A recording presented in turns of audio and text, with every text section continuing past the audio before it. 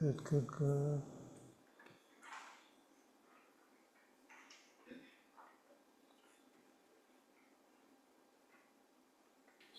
Jaya Jaya Suranayaka Jana Sukhadayaka Pranatapala Bhagavanta Godvijahitakari Jaya Asurari Sindhu Suta Priyakanta Palana Suradharani Adbhudakarani मरमन जानई कोई जो सहज कृपाला दीन दयाला करहु अनुग्रह सोई करहु अनुग्रह सोई जय जय अविनाशी सब घटवासी व्यापक परमानंदा अभिगत गोतीतम चरित पुनीतम माया रहित मुकुंदा जेहि लागी बिरागी अति अनुरागी विगत मोह मुनि वृंदा निसिबासर द्यावहि गुणगण गावहि जयति सच्चिदानंदा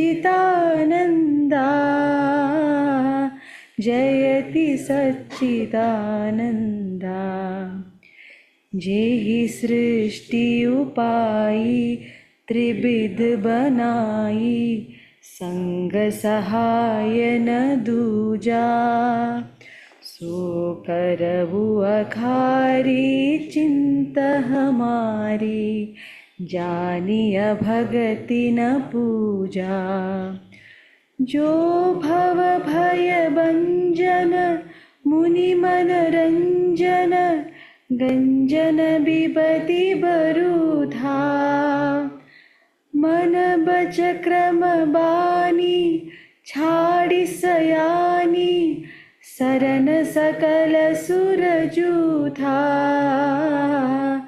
सरन सकल सुर जूथा सारद श्रुति शेषा ऋषय अशेषा जा कहूँ को नहीं जाना जेहि दीन पियारे वेद पुकारे द्रवहु सुश्री भगवाना भव भारिधि मंदर सब विधि सुंदर गुण मंदिर सुख पुंजा मुनि सिद्ध सकल सुर परम भयातुर नमत नाथ पद कंजा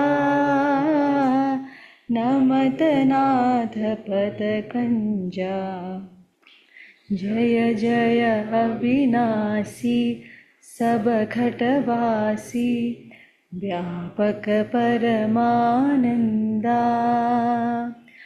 अभिगत गोतीतम चरित पुनीतम माया रहित मुकुंदा जेहि लागी विरागी अति अनुरागी विगत मोह मुनि वृंदा निसिबासर द्यावहि गुणगण गावहि जयति सच्चिदानंदा जयति Sachchidananda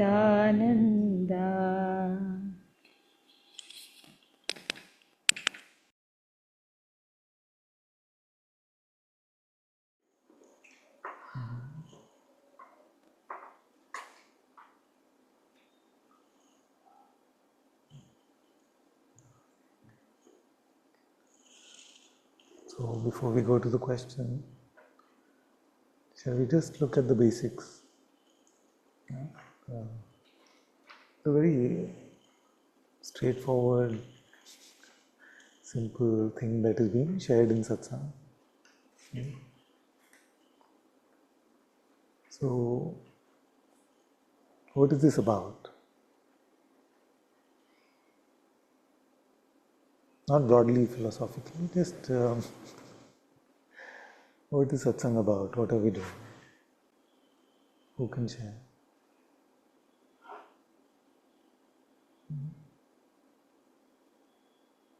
I'm asking you seriously, not rhetorically.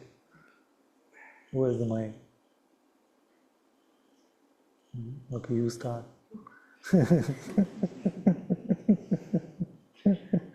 What are we doing in Satsang?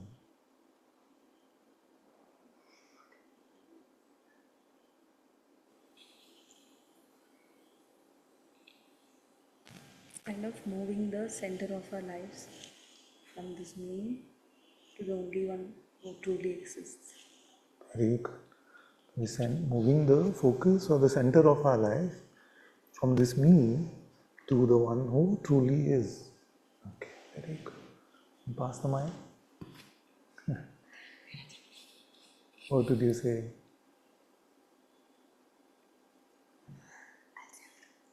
After. To find the truth. Find the truth. You see, to find the truth. So to move the center of our life from me to God or to find the truth, are they two separate projects or the same? Staying away from Maya. Huh? Staying away from Maya. Staying away from Maya. Why is this mic not so audible? The hose should be on the top, yes. To stay away from Maya. Okay. Yes? To know who I am. To get to know who you are. Yeah. So that is that the same as coming to know the truth? Yes. So truth with a capital T, we say. So to come to know who I really am, or to change the center of our life from this ego, the me, to the reality of God's presence, God's light. Now, in what way are these two the same?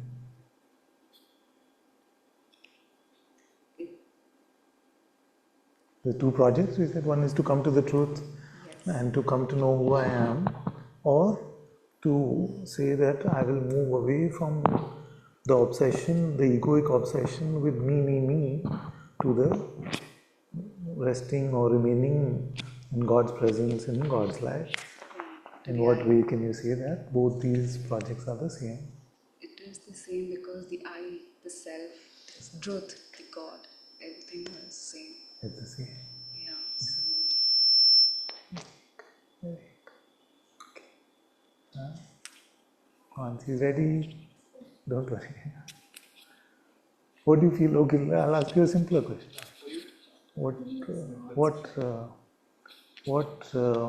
Okay, it's to Amol, so I'll ask a more difficult one. Oh, Father, I come to Satsang to be in your presence, whom you are already in God's light, and I feel that you will take me someday. Otherwise, your words are available on YouTube, but that's different. I want to be with the one who is already is with one. Thank you. Very sweet of you to say that. But I want to say that anyone who even carries the intention to be with God, who even carries the intention to be with God, and so many of us gathered here to be in God's presence or to find the truth about who we are, then that itself creates a supportive energy field for this discovery. And it happens naturally in all things. Even if you want to get more involved in Maya, you just have to hang around those who are very involved in Maya and you'll get pulled in. In the same way, when you want to go away from the attraction of Maya into the holy place in your heart, then to be around those who are in that space or aspiring or intending to be in that space is helpful.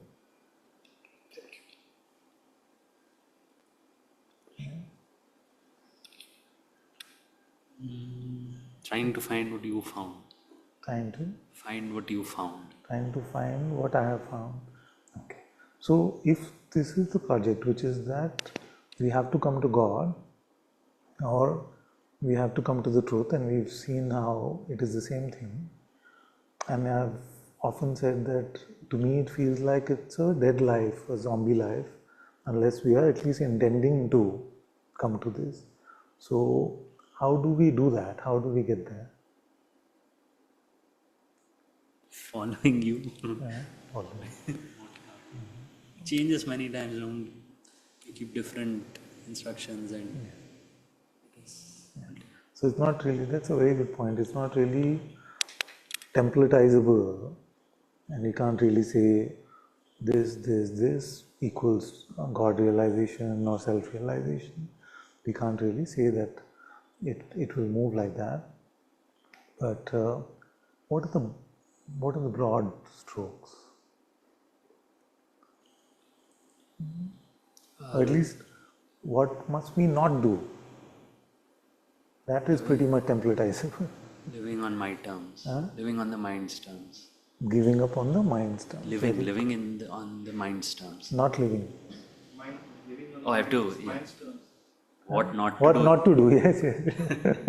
So, yes. So, he's right. Grammatically, double negative is a positive. So, saying that we are not to live in, we are to live in the mind's terms, which is what not to do. So, we are not to live in the mind's terms. Good. How not to live in the mind's terms? Basically by staying open and empty. Although still trying. So, what does it mean to not live on the mind terms? In the sense, what does it look like? What are the mechanics of it?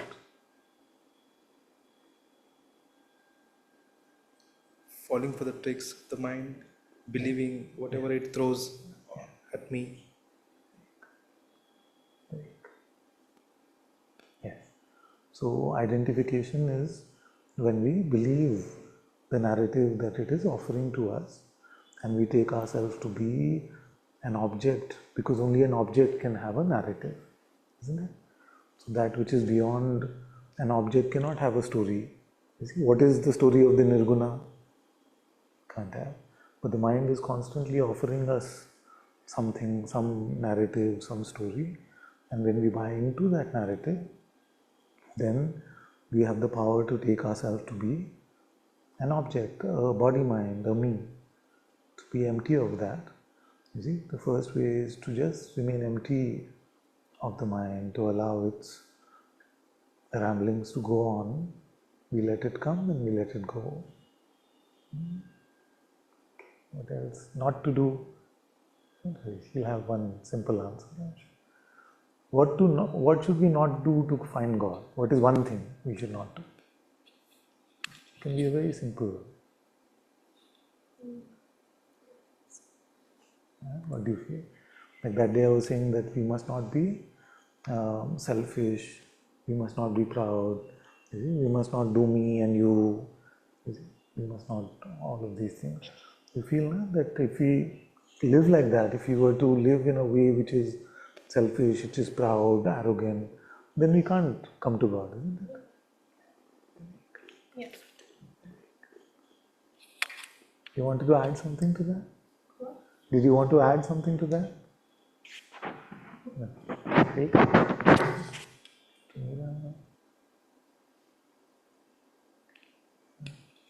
Did you miss anyone?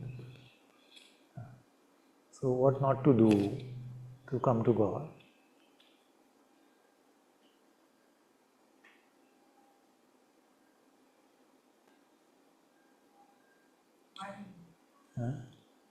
Worry? Make it about Yes. me. Yes. Huh? Not to make it about me. Not to make it about me. Um, Not to make it about me. And how do we make it about me?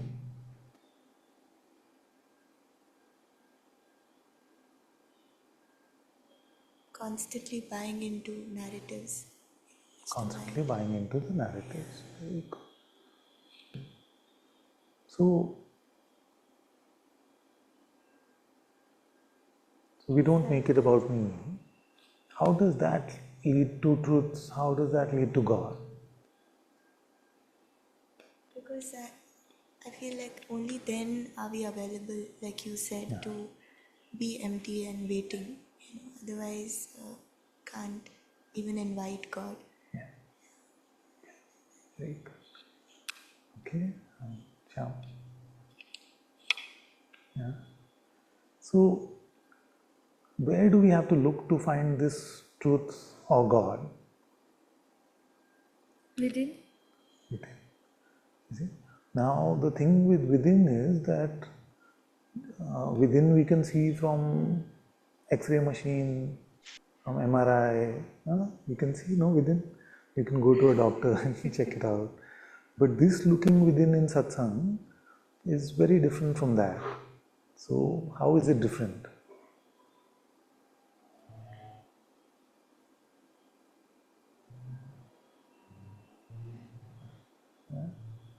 How do we see? Like if we were to perceive something outside first, we have to use our senses. Now to go inside, can we use our senses? No. There are different tools like Different tools, right? Ātma Samadhi or Bhajans or be open and empty. Those are the practices which we can offer. But the tool really is to be able to come to using our intuitive insight. You see? So if we are scientific about it, we can say to come to what is inside using intuition. And if we are going to be devotional about it, then we can say to come into the guidance of the Atma within, which can show us that which is not perceivable, which we can't just see. So when we become disciples of the Holy Spirit, of the Atma within, then we see that which is beyond perception. That is why this Guru presence, the Atma presence, is also called the bringer of light. You see, because it brings the light into that which is not, you can't get it with your senses. You see, so it needs a unique sort of light, a unique sort of insight. So to come to the truths or to come to God's presence, the realization of God needs this intuitive insight which only the Atma can give us. You see? So in that way, the coming to satsang is also, all of what you said is correct, but it is also to come into the discipleship of the Atma, the true Sadguru presence within ourselves. Because only that can show us. Whether we say, I want to find the truth, or we say, I want to come to God, it is not possible through normal human means. We need something which is out of the ordinary, which is beyond the natural into the supernatural. So that only the supernatural presence can bring to us. So, how do we come to the discipleship of the Atma?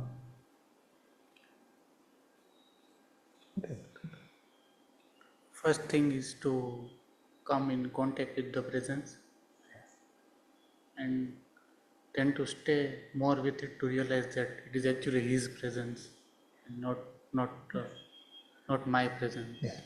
So suppose that we haven't come to presence yet.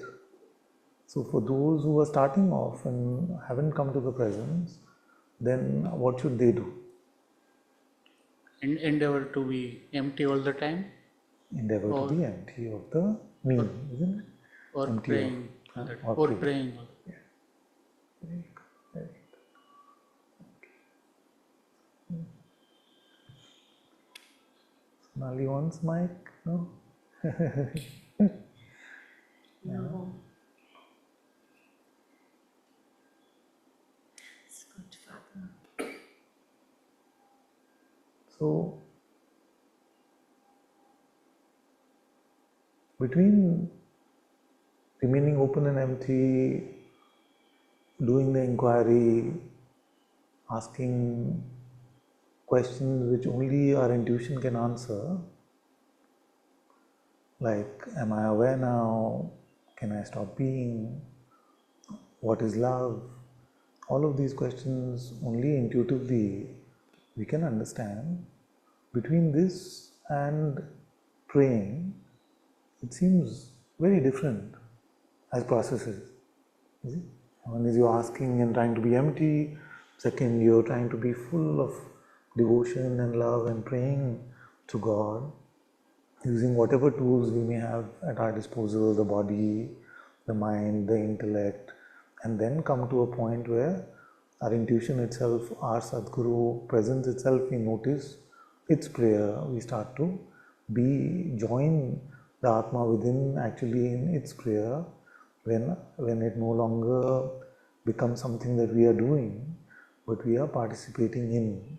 So how can these very different sounding processes lead to the same discovery? Sorry, it had to. This difficult one had to come over there.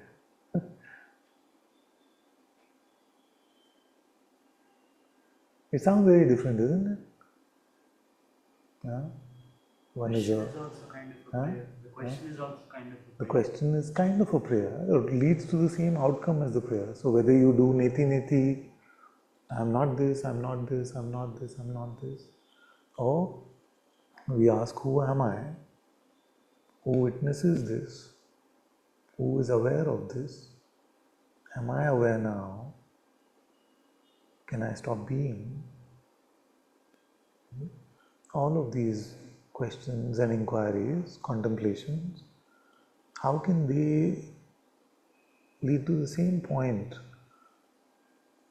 which is the point being the realization of God or the Self, and to come to an intuitive insight about that. So, these very different seeming processes, how can they bring us to the same point? Both are only helping to get rid of ego. Not me, then it's God.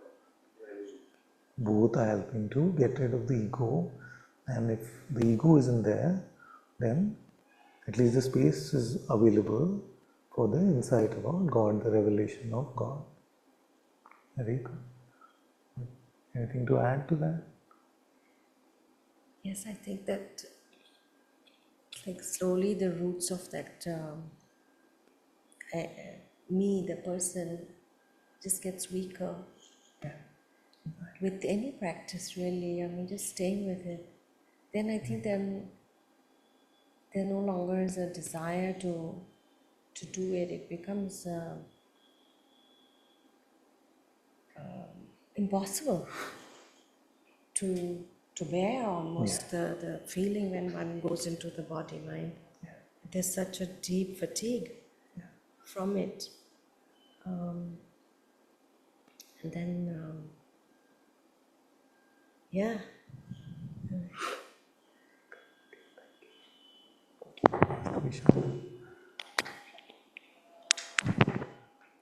If the world also is consciousness, you see, and the mind also is consciousness, then why should we call it Maya and say we must get detached from all of this?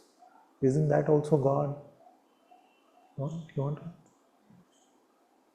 Ishana, yeah.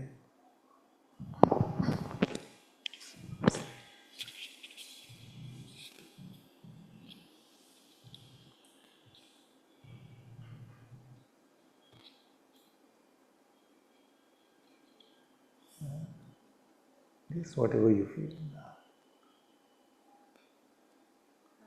The questions are becoming more difficult, I'm noticing. yes, Father, that the world is also part of God.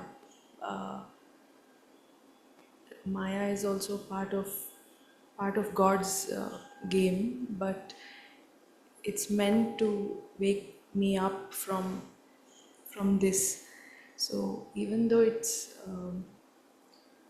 part of His game, it's meant to take me to Him, and so it is His game, but it's not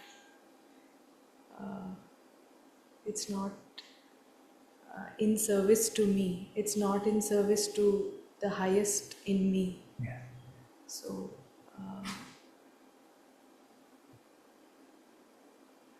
So if I was to just spend my entire life enjoying his Maya, his play, his Leela, then why have sages called that a wasted opportunity?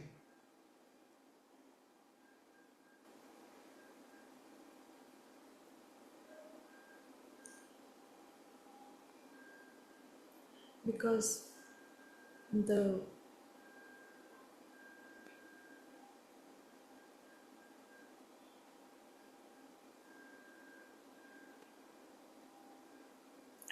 I can come to completion of my life's purpose if I can meet him and be with him. That's the only purpose of this life. So if I get lost in the Maya, then it is so.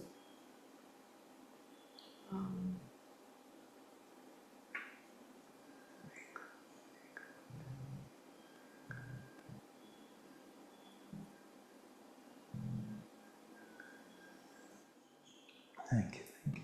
So, if there are so many different pathways back to God, pathways back to the truth, then how do we know which one is better for us?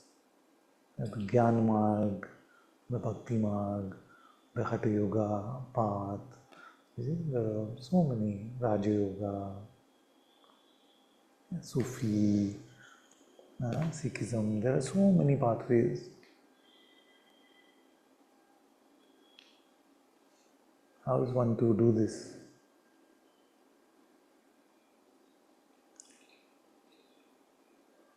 Sometimes you're just intuitively guided to a certain path without like an intention, and you're drawn to that. And then also sometimes in that path you may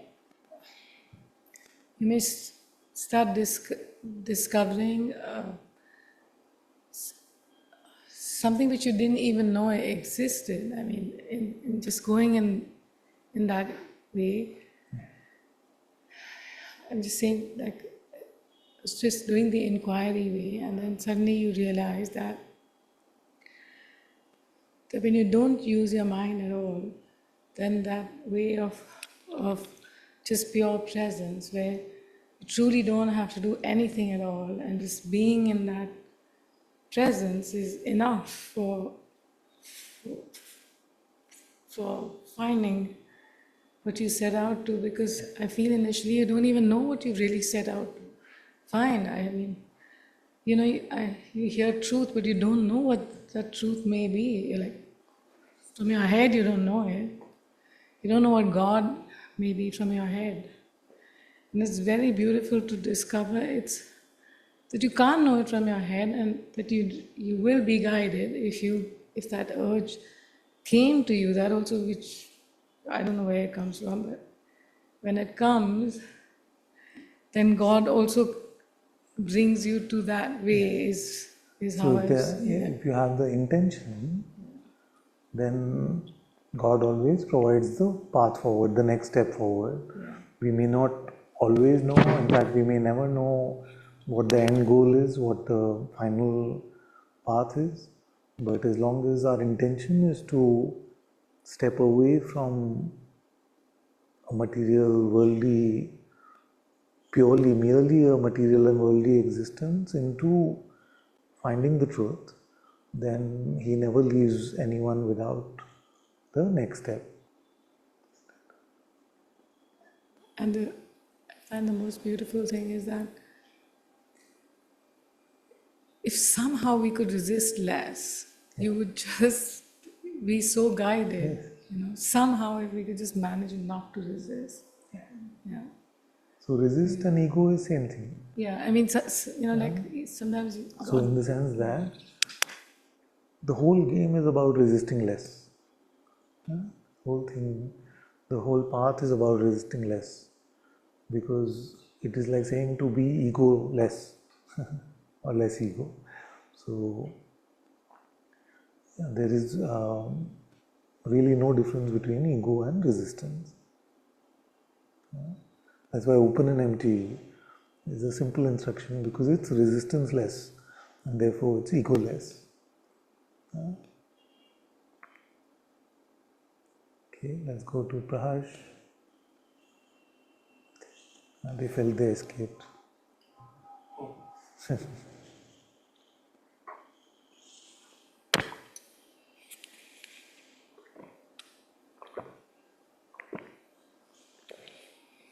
What is an insight that we had that is beyond the realm of perception?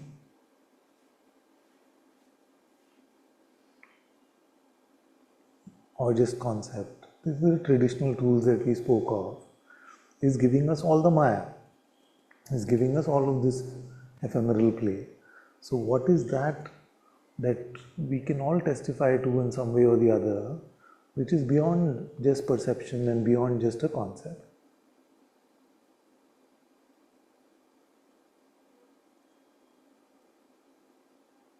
Or we don't have to say all, but in your case, whatever you feel is beyond just conceptual or perceptual.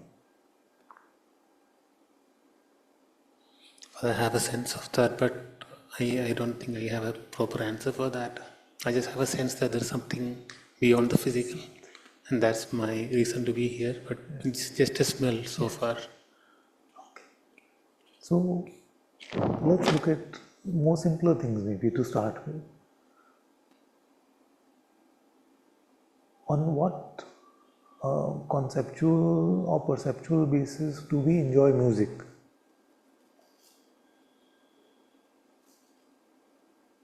It's quite natural and it's a flow. Something beyond logical, beyond rational, and beyond just the hearing of something. Like sometimes you may hear something, it may not even be very pleasing to the ears, but something just attracts you to it and you start enjoying that song. You may not be even understanding the language, isn't it? You had those experiences. So that is already intuitive. You see? So that's a clue. We love our children independent of everything. Yes. So that unconditional love, you see, is it just perceived? So when we are perceiving the feeling of love, it is only then that we love them? No. So independent of whether we are even angry with them, frustrated with our children, when we were to be truly asked, do you love your child? You'll say, of course I do. Yes. Even if you don't perceive that. You see?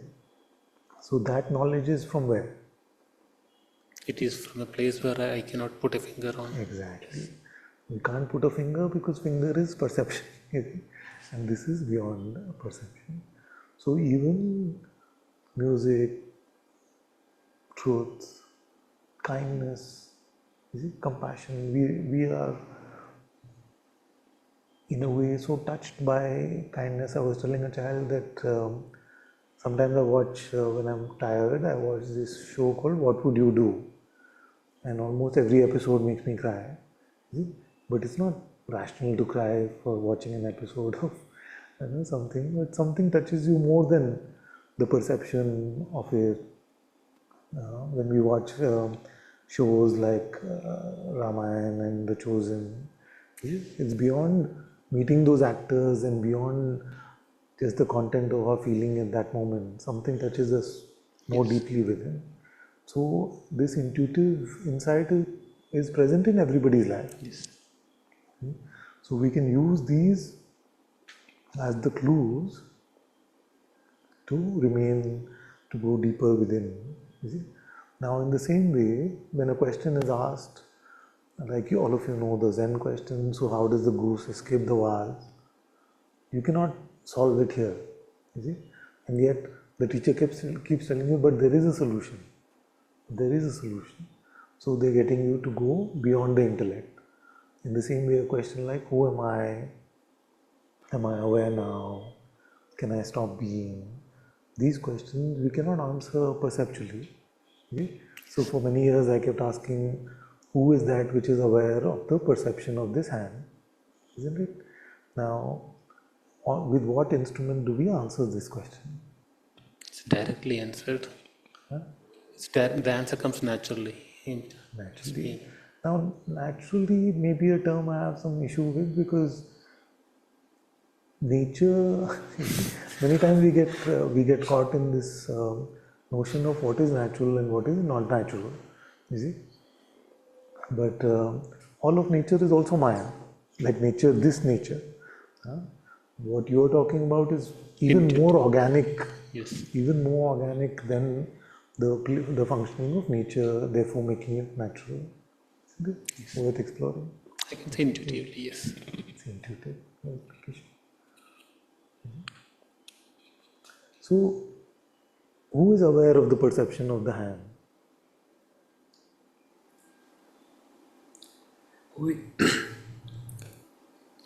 is aware of the perception of the hand, and he is the same one who is aware of the perception of this world also. He is called the Nirguṇa Brahman. He is inherent in every being, and he is the dreamer. He, having been born in this world, takes himself to be the person, and then undergoes all the tyranny of the mind, everything, and having been fed up with the game, tries to find out who he really is. So he's the same one, Nirguṇa Brahman. Awareness. Now, when we check, you see, and see who is very good, very good. So when we check and see who is, then the answer doesn't come intuitively that this is Nirguṇa Brahman. A more natural answer comes, which is I am. I. Very good. So okay, you can pass the mic. Okay. I'm very happy to hear you. Go back to Atmika. So the answer comes, I am aware of the perception of this hand. Now, is this I Nirguṇa Brahman?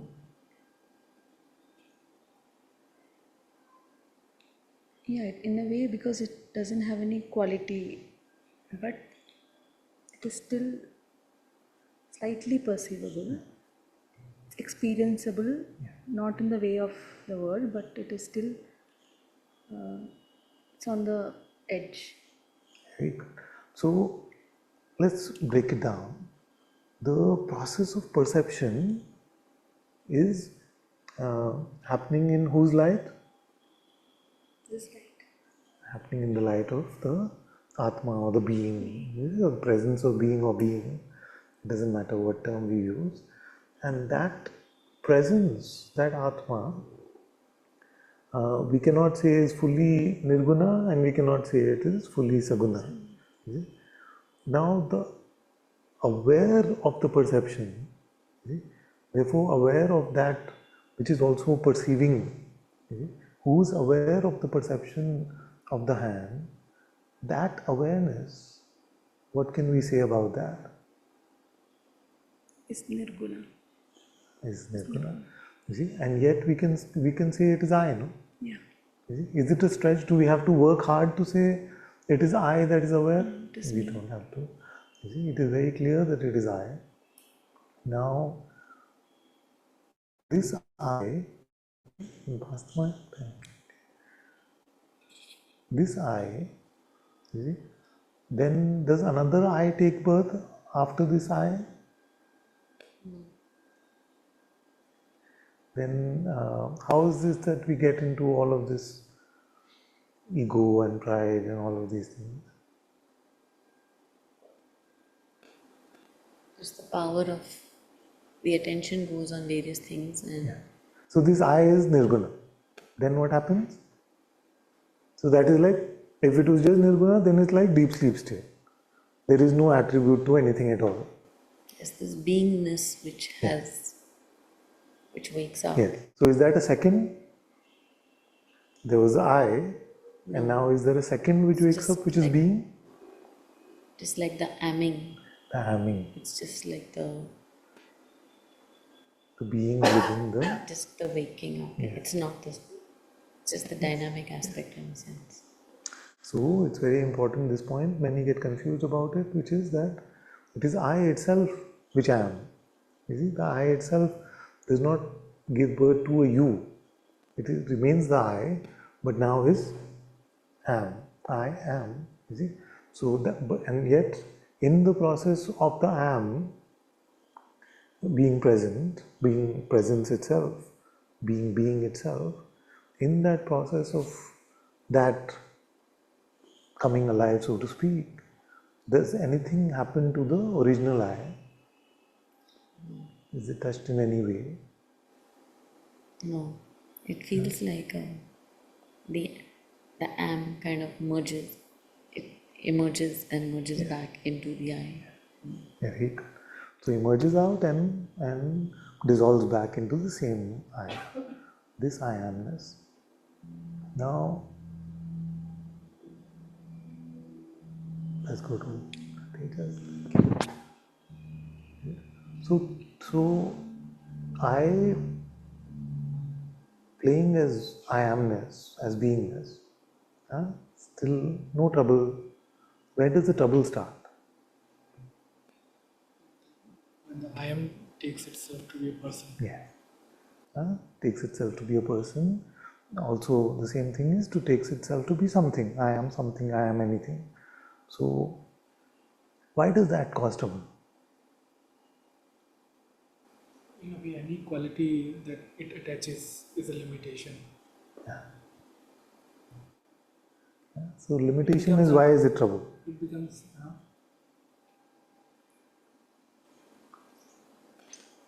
so it is no longer unlimited. Yeah.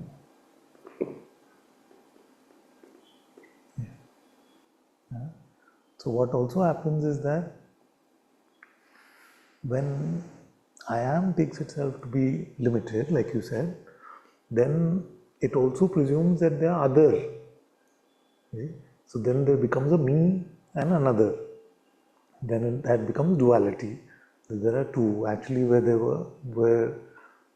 was one, and actually beyond one or duality, now it seems like there are me and the other. You see? Likes and dislikes, desire and aversion, wanting to own, wanting to push away.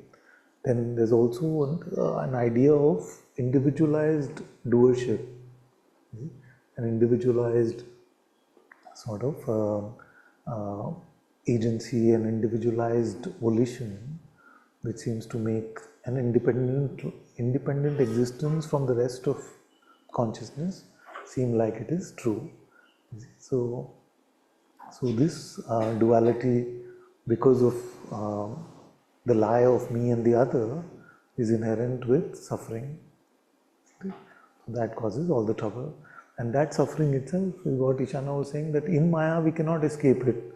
So that which seems to be so entertaining and alive and full of life and light is inherently leading to suffering, which pulls us back to, which then makes us look back again into the reality of what we are. Enjoyment is limited for a time. Exactly. Then again, unsatisfaction. Yeah. That's very good. See? So the trouble is this I am something. Thank you. So if the trouble is this I am something, then what are the ways in which we can remove this something from firstly, what is the way with which we latch on to this something? I am is I am. How does it take on the notion of I am something? Our desires, attachments. Yeah. So how does this attachment attach to I am? By giving more focus towards, attention towards. Attention and belief. Yeah, belief. Yes. So we give attention to a notion, and that when we believe, we attach that to ourselves. You see? And in the attachment, we want to make ourselves bigger, but actually we then take ourselves to be smaller. You see, we limit ourselves with this definition, with these defining terms. See? So, with the process of attention to mind and belief in the mind, that is how we get attached to this idea that I am something. And when there is something, there is trouble, because if I take myself to be only this, you see, then I will take another to be you, and then inherently I'll want to make myself bigger, because somewhere that bigness is always calling us, because we are actually bigger than what we take ourselves to be. But the mind presents to us a way to become bigger, which is to acquire more, to enjoy more, to have more pleasure. You see, all of these things which make us, that is to be trapped in Maya, to believe the narrative of making ourselves better or bigger through achievement and accomplishment of worldly material objects is to be attached to Maya. And the deep-rooted belief system that we are body, mind, and that's where we need to break this belief.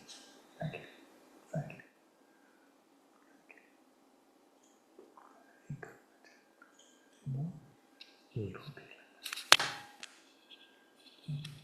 So, if the root of all trouble is this attachment to something, I am getting attached to something and taking itself to be I am something, then what are the two main paths to be free from this something? At least the two main paths that we talk about in Satsang. Jnāna and Bhakti, man. Jnāna and Bhakti. So how does Jnāna do it?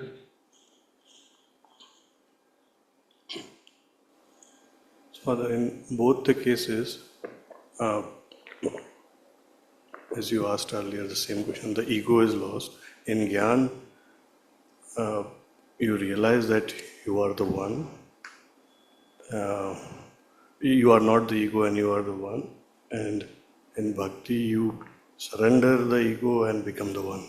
Very good. Very good. So in Jnana, we contemplate on this. We try to look for evidence of this limited one, using the tools, using the questions, using the inquiry, using the niti. We try to find what is truly at the core of this, and we notice that there is no such me, there is no such I am something. It is only I amness, and ultimately, fundamentally, there is only I. We see that as the realization. And in Bhakti, what we do is, whatever we take this something to be, you see, we merge it back into the I am. We offer it back into the I am. That's where the metaphor of the snake eating its own tail, or the mirror looking back at itself. Whatever is an offer from the mind for me to separate, I am something, you see, that we offer back to God and say, it belongs to you. My life belongs to you, my heart belongs to you, my thoughts belong to you, my words belong to you, my emotions belong to you, everything belongs to you. So that something is then no chance to stand apart, stand separate as an ego. It is offered back to the I amness itself, to the presence of God itself. And then this holy turning back is the process of bhakti. And this holy turning back through contemplation, through wanting true knowledge which is beyond perception, like we saw, is the path of jnana. So we must never be under the misunderstanding that the path of jnana is a path of conceptual understanding.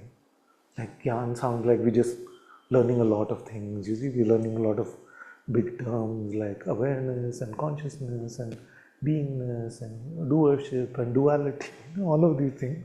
But all of that is just the stepping stone to come to insight which is beyond words, which is ineffable and is purely intuitive.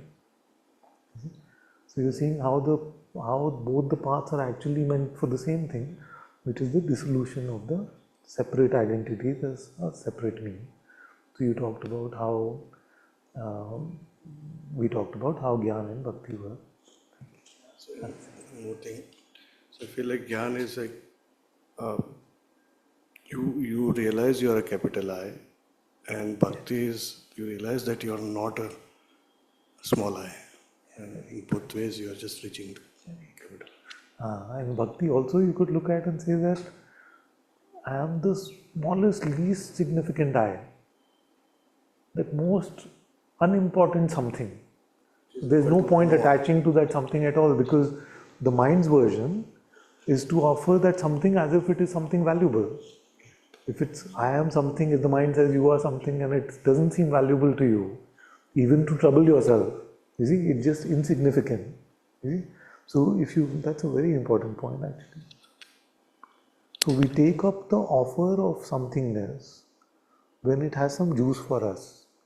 Now that juice is not always very good, you see, in the sense that that juice is not always saying I am the best. It also offers things which have juice, which is like I am the worst. You see, has things like oh, but unworthiness, I will never get it. It will never happen for me. You see, still trying to become special either way. You see, but when that specialness is not bought into, is seen through, that is when we start to become humble. And we start to become humble and we see that we are not special. There is nothing special about us. All that is good only belongs to I am, only belongs to God, to God's presence. You see, so that something is no longer valuable to us. And that is why humility really helps, because it doesn't allow us to become special either way. Some of us feel like we are specially troubled, that we have some special problem which nobody else has. You see, and it seems that way. The mind keeps offering that no, your trouble is the worst. You see, your thing is the worst. You see, then when we talk to our brothers and sisters, we listen to their reports and testimony, we see that yes, every life has trouble, but there's nothing really so specially significant about my life or my trouble. So if we can even drop this idea that I have something special about me in my trouble, and that will also help us go a long way. Specialness in terms of pride, we often talk about anyway. But if we can start to notice this also about ourselves, saying that how the mind makes a shape out of us again by offering the fact that we are the most troubled, most special. So humility is no specialness either way. I am neither specially special, nor am I specially troubled, nor am I specially anything. You see?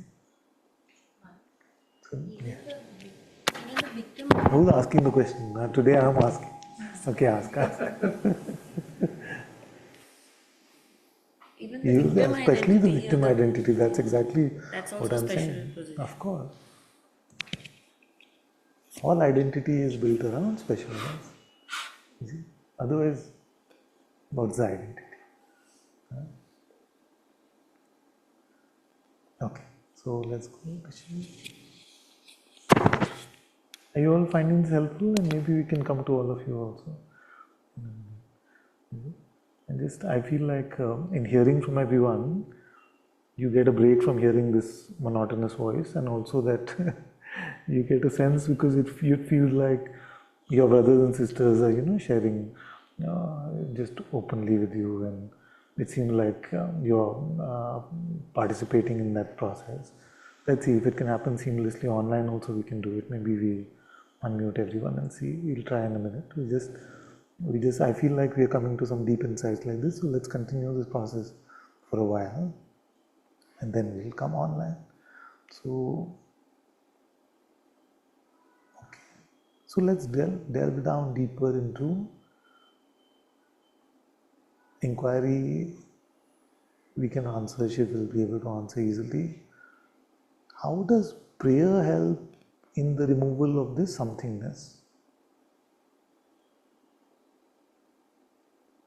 And the sages have said, unceasing prayer, Nirantar Japa.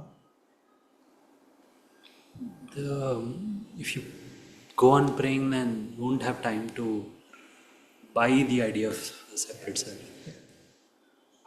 So one is that it takes us away from attention and belief into the separating thought. So when you are in japa, you just Ram, Ram, Ram, Ram, Ram, Ram. Then there is no time to think I am like this, I am like that, why did she do this to me, he do that to me, all that is, there is no time. You see, but is that all there is to it? Then we could say anything. No? We could say, like, if you like cricket, you could say Virat Kohli, Virat Kohli, Virat Kohli. So why do we use prayer? That's all. Saved by the bell. What is the difference between saying some famous movie star or some cricketer or some famous, or even your name? Is it? I mean, I'm sure the ego would love that, no? So, what is the difference between chanting the name of Ram, Jesus, Allah, Krishna? Is it?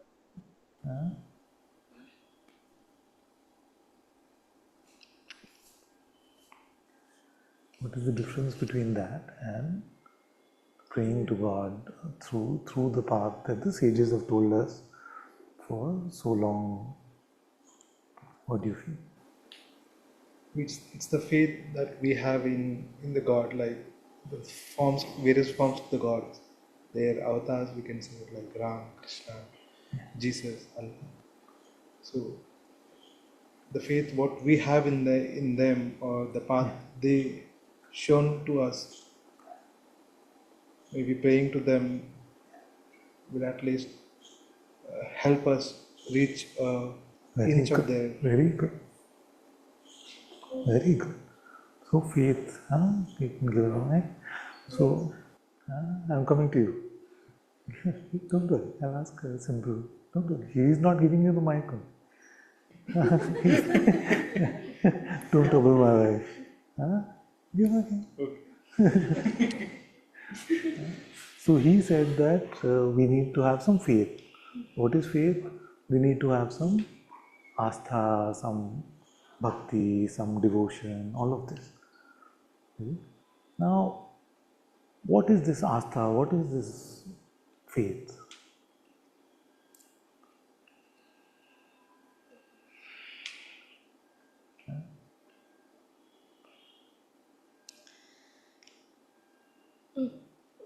So, let me help you a little bit. So, if we say, can you ever know that someone else loves you? Yeah. How do you know? Like, how do you know that your husband loves you? I trust him. Trust, no? So that trust comes from this faith, is it?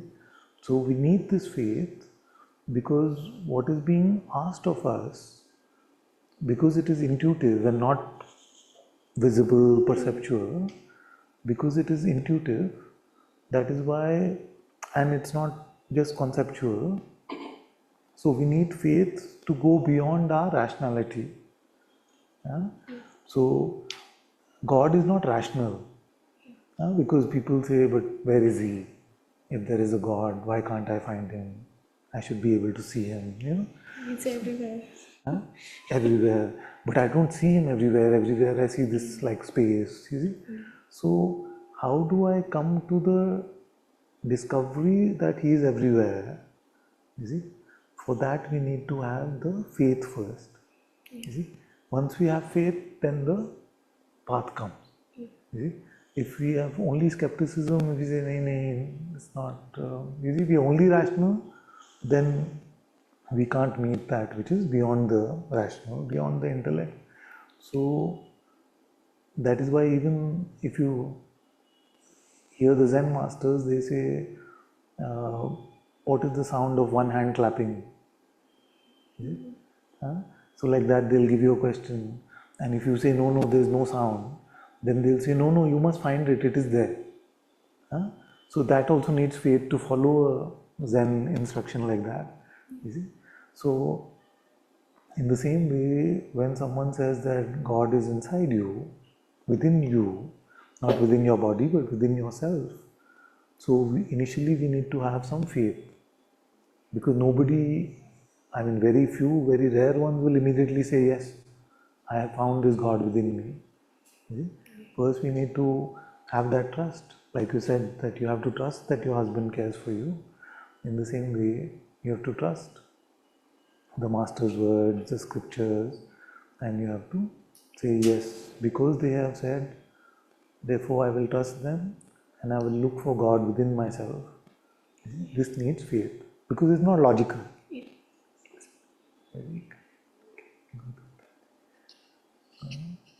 You want to go to Yeah.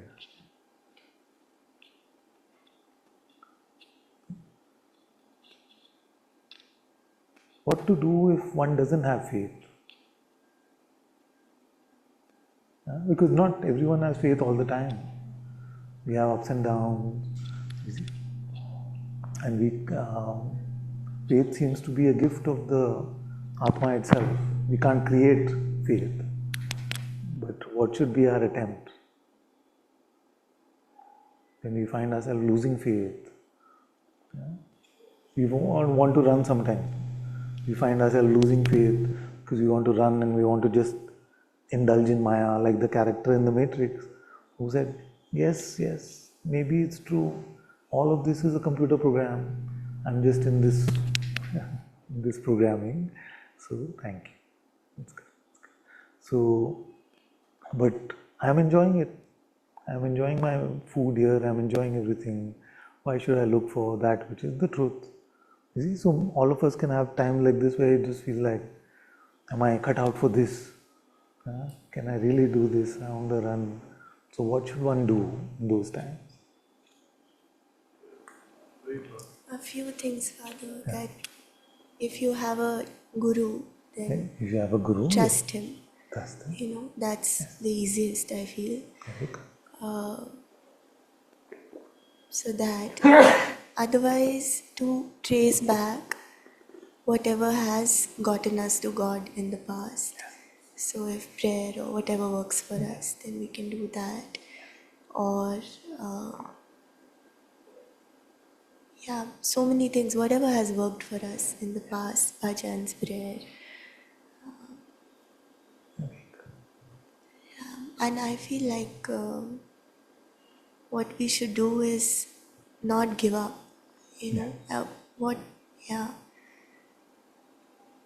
it's very hard, but not to give up. And also use it to become more humble, this time. I'm just speaking live, I feel like I'm, so I feel like I'm going through some of this.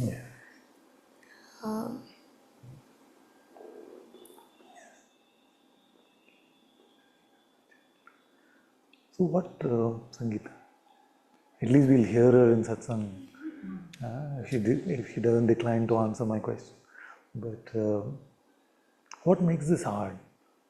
Shouldn't coming to God be just easy and it's God after all?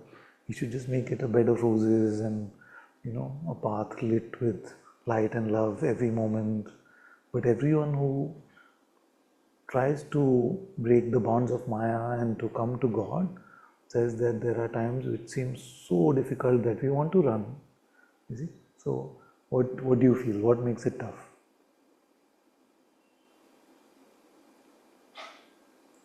I feel the idea of God is not something we can grasp immediately. It sounds very fantastic, but not real, not something that we can do, which is why we tend to forget it. I mean, it's like God is there, but whatever is happening is, I'm doing this, I'm living my life, and so I feel that's.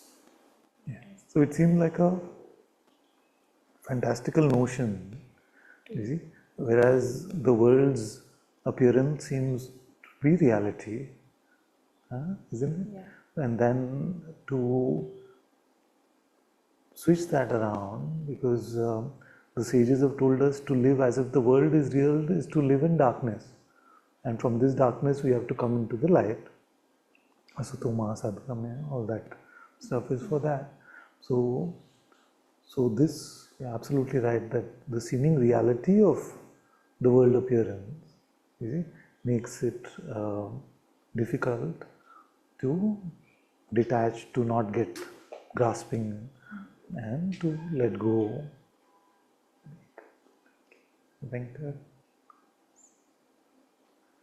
So what is this reality? Sorry? Reality, we often speak about real truth, you see. So what do you feel what is it? This reality, what can we say about it? And what is real? We can't say anything about it. We can just say it is. Yes. And by seeing, do we mean perceiving or a different type of sight? What do you mean by that? I don't In the sense that, are you seeing, like in the world it is said seeing is believing. So is that what we are saying by seeing? Or are we talking about an intuitive insight, a different sort of recognition? You just know. There is no other alternative. That there is no other alternative. That is the seeing that I'm talking. And sorry if I'm prodding too much, but this know, is it same as to conceptually know?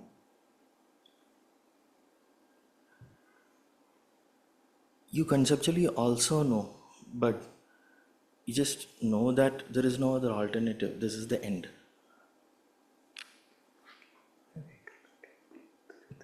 Thank you.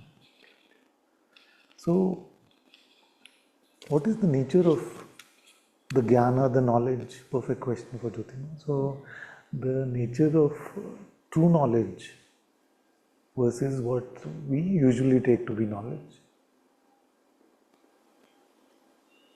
So what we normally take to be knowledge is like something which is perceivable, like I see the forms and then I feel a sensation, and for me to be able to put a label to it seems to be knowledge. So I experience it, I put a label, and that's knowledge. But the knowledge which you are showing us, like truer knowledge is, I don't need intermediary, I don't need my senses, I don't need to know anything about anything. It's so directly known. It's like when you say, how do you know it's you who sees this hand? That, how I know that it's me, without any intervention, that knowledge is that true knowledge. And if you can just depend only on that one, that way of knowing, rather than grasping it this way, would bring you to the ultimate truth of what is true. It's like that light of knowing. It's just, that's too many words, but it's Ātma, the aparoksha anubhuti of just kind of Ātma.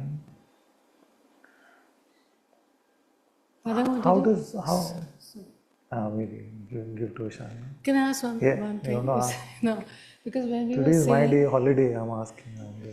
So when we speak about is it revenge? Yeah. When we sweet revenge.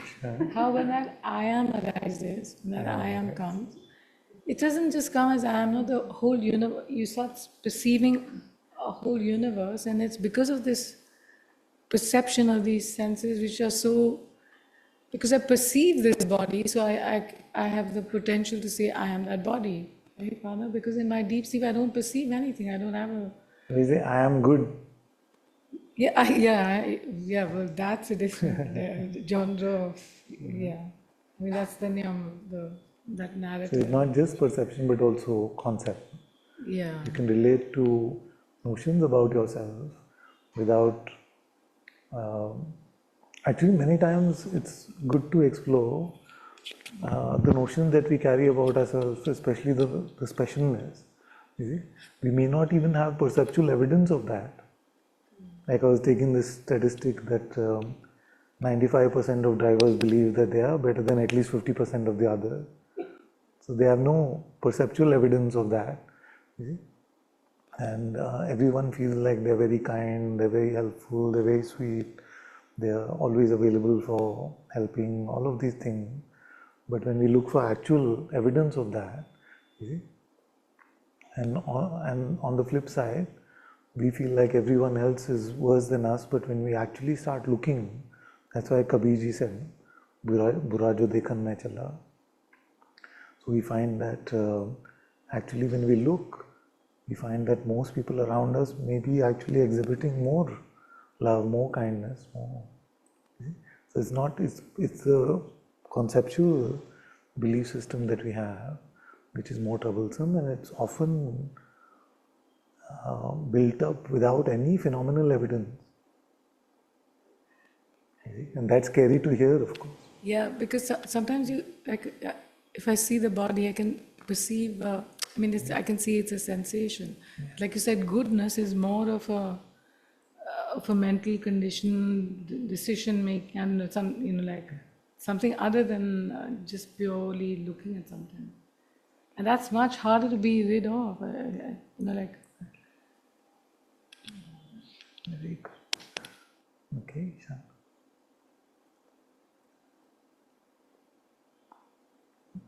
So Jnana and Bhakti we spoke about, and how they are the antidotes to this attaching to something, the notion that I am something, we detach from that. Then what is the need for, I'm constantly these days talking about this Achinta Bheda Bheda, which is that on one end of it, we rely on self-knowledge, knowledge which is beyond perception, you see, and why isn't that enough? Why should I also rely on servitude? I should just be able to say I am not this. Why are we saying Achinta Bheda Bheda, which means that the non-fathomable distinction, non-distinction.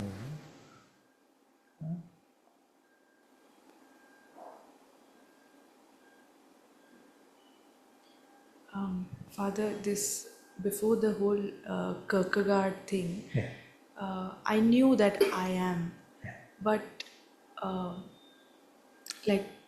it's been 6 years or 7 years of satsang, but I feel only after servitude began, at least after I started seeing it like that, is when I started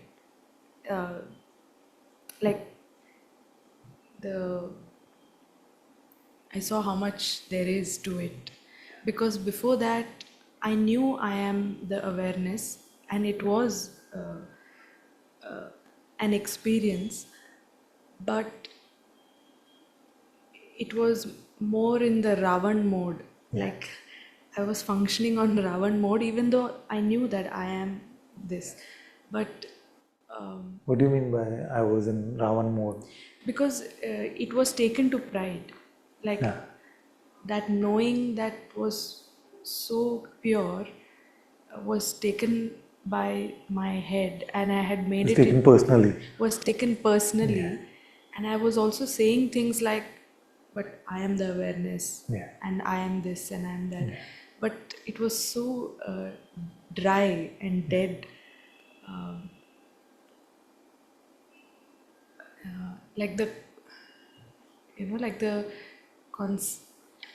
It had become more of a concept, and it was used to look down upon another and make myself special. But so it is true that I am that, but it is also true that I am nothing. So I'm an insignificant nobody. Yeah. Or no? Yeah. So it's also. How about a fool? How about? A fool. Are you a fool? A lot of people have questions about that, no? And I've been talking about myself in this way, that I am just a foolish beggar servant. I can say that, Father, but do I mean it? Not most of the times. That is something to look at, because that whole question of knowledge of pride or pride of knowledge is very important for all of us. Okay? So a true spirituality is when we come to the knowledge of our pride. Okay? And we can go down the wrong path of spirituality. That's what you call the Ravan path, if we start to have pride about our knowledge. It was like 2 years back. I didn't even know that it's Ravan mode. At least now we are all able to see that that's not the right way to go, because and so this the servitude has livened up the spirituality. In fact, it sounded very oppressive, but seeing that that's the only way to be, and there is no other way. Sonali. But isn't it silly? Isn't it silly? On one hand, we are saying that we are that which Ashtavakra has also told us, and it is our insight also, presumably, that we are that from which all these universes take birth. We are that boundless ocean in which the arcs of the universes, they come and go. So if we are that, then what is all this servant, foolish, beggar? Isn't it just some stupid mind attack? I think that when there is insight, that is no longer even we are that or I am that. There is no I. And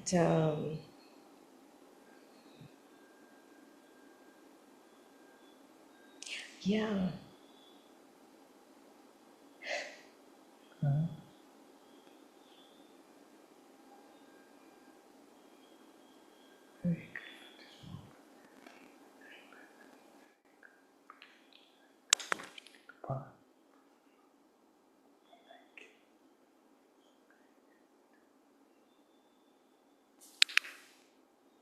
Same question. You have to pay attention to others' questions. It is actually very foolproof, Father, because if I am that boundless ocean, then I would have no problem in serving. And if I have a problem in serving, then I better serve. And maybe it's not, in both cases it's not the same I. The one that has to serve is that the personal sense that remains. Exactly. We'll come to Shama in a moment, give to Atmika. So, but why does this me have to remain? You have, with the inquiry, you see that there is no such me. So why isn't it adding to the false me if we start getting into all this humility and all of that? What I feel is when we have a true insight of who we are, naturally the expression, the rest of our lives becomes bowed down before that. It's not towards something outside us, it is towards something in us which we have discovered, and the rest of the expression that we have, that naturally automatically bows down. That's what So, are we saying that the greater truth is that I am that, and the smaller truth is that I am just a foolish beggar servant, at best a temple priest? No, I feel equally true. They are equally true. But how can it be equally true? I wanted to save Shama from the difficult questions. What's the question? How can both be true? So, I think what ends up happening for most of us, especially because of the Advaita context that all of us come from, is that we say that yes, ultimate reality is I am that, and yet, provisionally speaking, I am just a servant. Is it like that? Like, is one more true than the other? one is not more true than the other. What's coming to say is, Father, that to love God, I'm seeing this more and more actually. I cannot say I'm seeing this fully, but to love God is to love everybody in the same way, with that same unconditional love that we love God.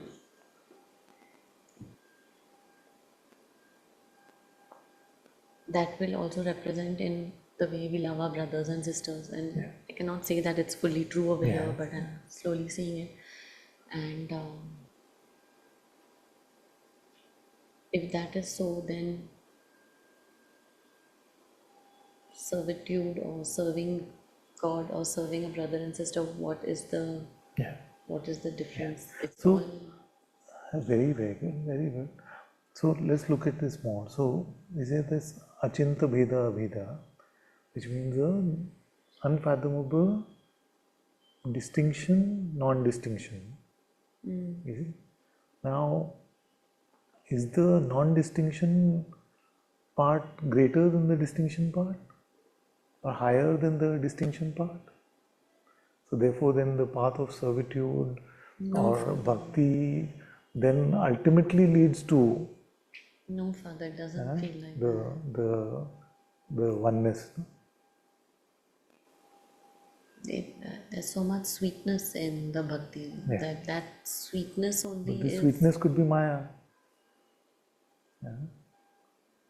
Asking the most tough questions too.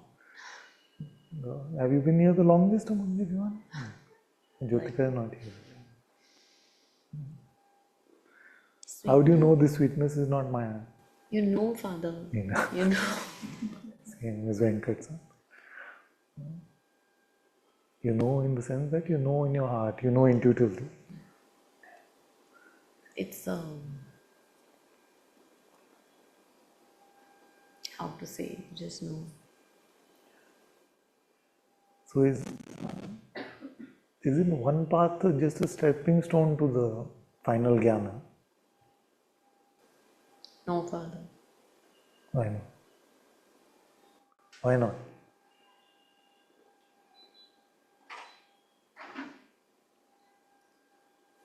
The path itself, in a way, the longing itself, the service itself, the prayer itself, whatever feels over here, that itself is union with God. That itself is, I don't know if that answers the question, but it doesn't feel like there is an end path and then we are moving towards it.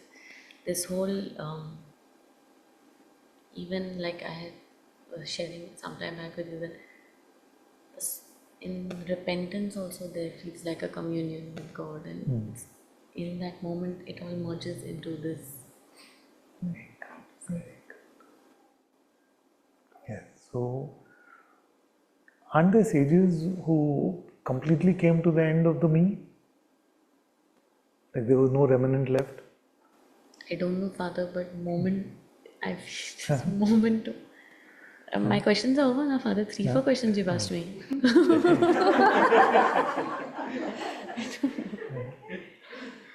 So I'll let Praharsh answer.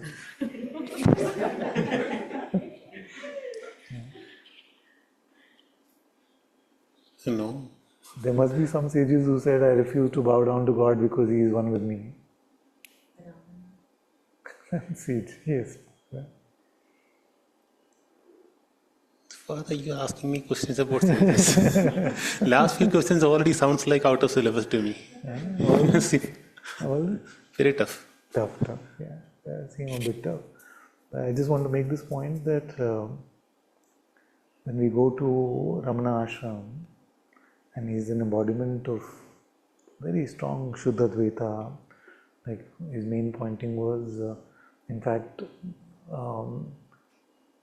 it is said that if you come to the recognition and be as you are, if you just understood the first chapter, then you don't need to read the rest.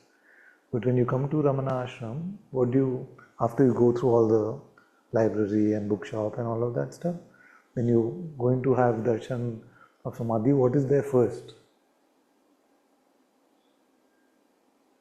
Come on, all of you have been. The temple is there. Now in the temple, is it just like empty space, signifying nothing? No. How many gods and goddesses are there? If you take a round, yeah, at least 30, 20, 30. So how did Ramana want that to happen like that?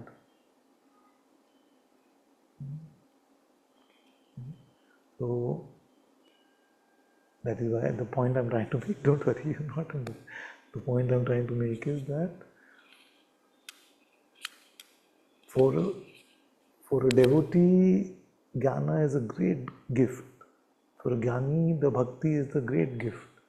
And nobody wants to do without the other, you see, unless we've gotten caught up in some pride about our knowledge, or pride about our path, or pride about something. So it's very important to recognize both aspects of ourselves.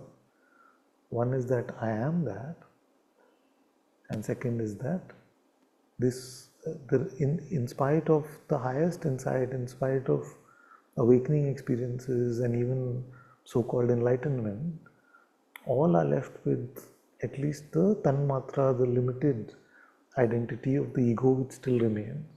You see? And now it would be fine if it was just like that. So you have that, but the thing is that this, you see, this tiny ego has the power to recreate itself into something bigger than it ever was. You see?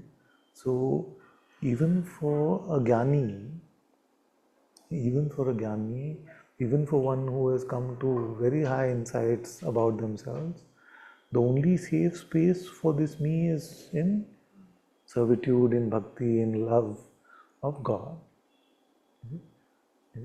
And then a bhakta must also not become a skeptic towards jnana. What do these people keep doing, sitting and asking, who am I, who am I? You see? And they feel the love for God, isn't that enough? Many stories like that we've heard in the past also. But to recognize that the dissolution of the ego and to come to God's presence, firstly, can only happen in the guidance of God, can only happen in the discipleship of the Ātma, the Holy Spirit, and therefore every path that leads to Him and the dissolution of the false ego is a path which is created by God, is shared by God Himself. And we must have the highest reverence for every path. In fact, there are no real paths like that. Every one of us has an individualized curriculum which the Ātma itself sets for us. See, like we make broad strokes just for understanding and communication. That's why we say Jnana Marg, Bhakti Marg, Yoga Marg, Raj Yoga, all of this stuff. You see? But actually, everyone's curriculum, and if you notice your own life, especially since the part where you said, I will find the truth about myself, or I will find God's presence, you will see that you have been on a curriculum, whether in that moment you realize it or not. So all reverence for every path which the Ātma has shown us, is showing us, and all lead to the same God. And anything that leads to God, anything that leads to the truth, actually there are no higher or lower in them. But very importantly, no true sage has ever reported a complete end of their ego. They've always said that pesky little tanmatra of ego always remains. It is required just to operate in the world, or Huh? that tanmatra is there because it is required to operate? It's not required to operate in the world. It's just the design of this. Many say, it's there to operate, so I don't go into the ocean and things like that. But the Ātma can prevent you from going into the ocean. If you're allowing Him to move you and guide you, why will you go into the ocean or jump off from some place? That is to make excuses for the ego that remains. Better it is to accept it and say, yes, I do become selfish at times, I do rush into my own judgments at times without waiting for God to move me or guide me. I am foolish very often.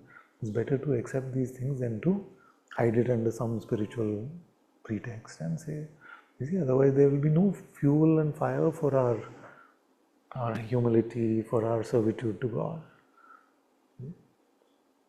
The one that is running everything in this universe can obviously run our life without needing an ego to operate from.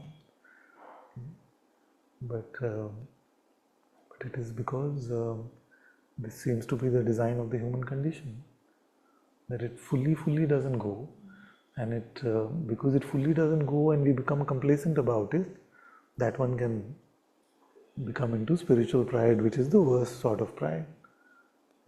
That's why we refer to Ravan so much, because he got into the pride of his spiritual knowledge and spiritual insights, spiritual sadhana, anything spiritual. He can take it on personally and become proud about that.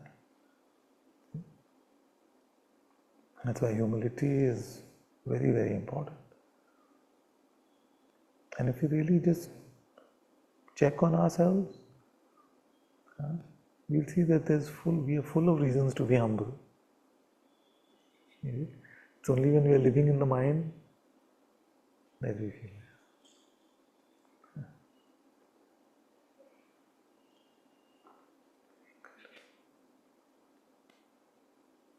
That is why both aspects are very important, equally important. Both a love for true insight, a fire for true insight. And in those moments, you will say things like, I am that, I am pure awareness, there is no me here. All those things, utterances will come. They will be scriptural if they are coming from the right place. Tat Tvamasi, Aham Brahman Asmi, all these things. So, all these things will come from the moments of pure insight, but the instant they become conceptual knowledge, that is where they start to cause trouble. So, you don't have to be scared to say, I am that, or I am awareness itself. There never was a me, no me was ever born. But it has to come from your heart, from the true place of looking, instead of just some stale insight that you're reporting on from 3 years ago or something like that.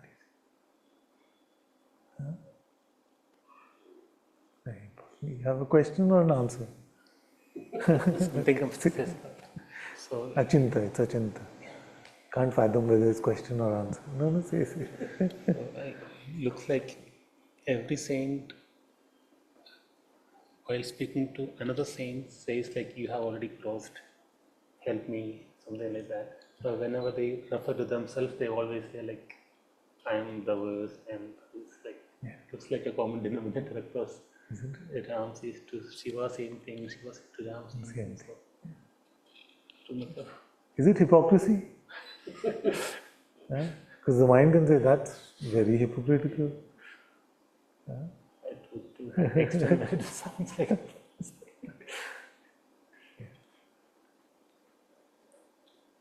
So, at least from my experience, I can tell you that the one sitting in my heart is so beyond anything that any comparison to be made with that one and Ananta's life has to be, if we were to make that foolish comparison anyway, then that has to be in the terms of Ananta is the most foolish, stupid beggar, and all that is good only comes out of the one who is in my heart.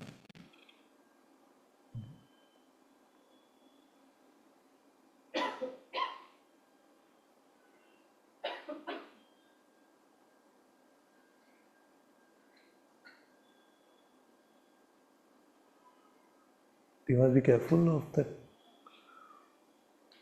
sort of modern spirituality where the me itself starts to say there is no me.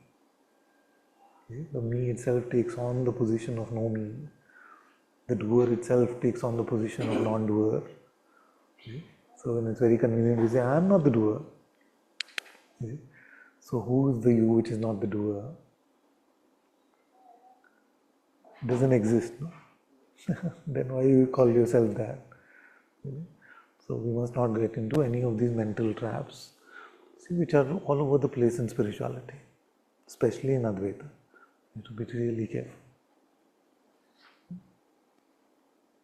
So full insight, full love, full servitude, that is the way of the heart. Just and allow this to flow like that. Don't box yourself in any blocks.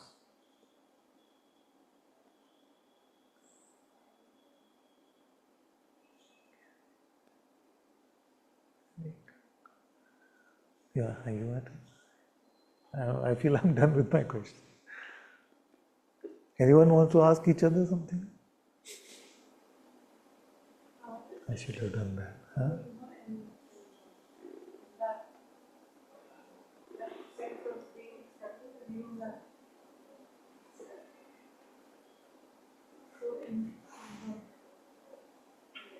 Temple, in one of the Nanas, it says that if you offer me enlightenment also, I won't take it, because I mean, when it said that, I really didn't understand that, because I was so like, and But that's Masha Bree's story.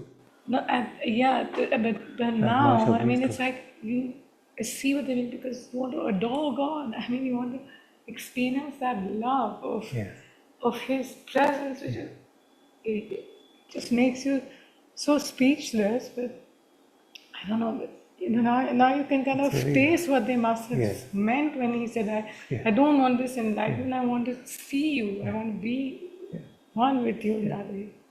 It was so.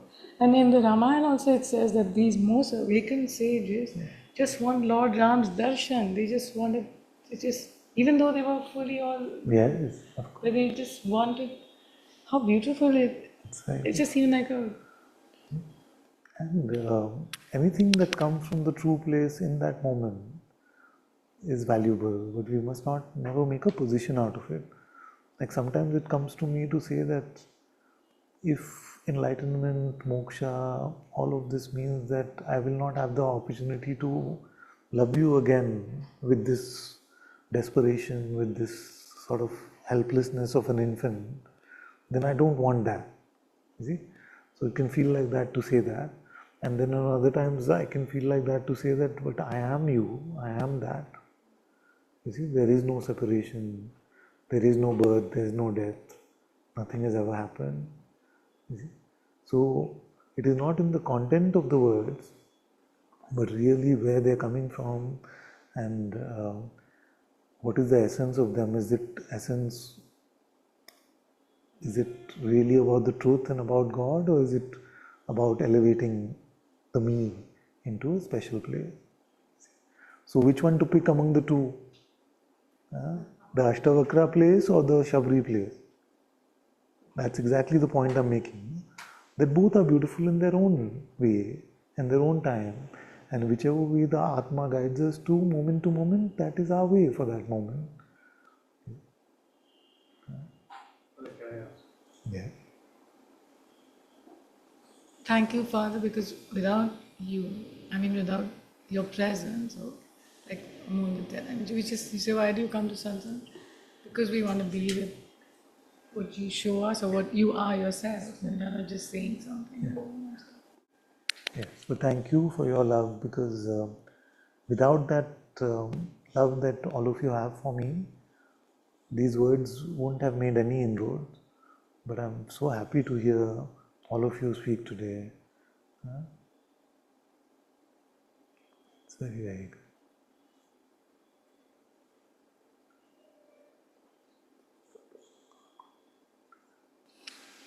good.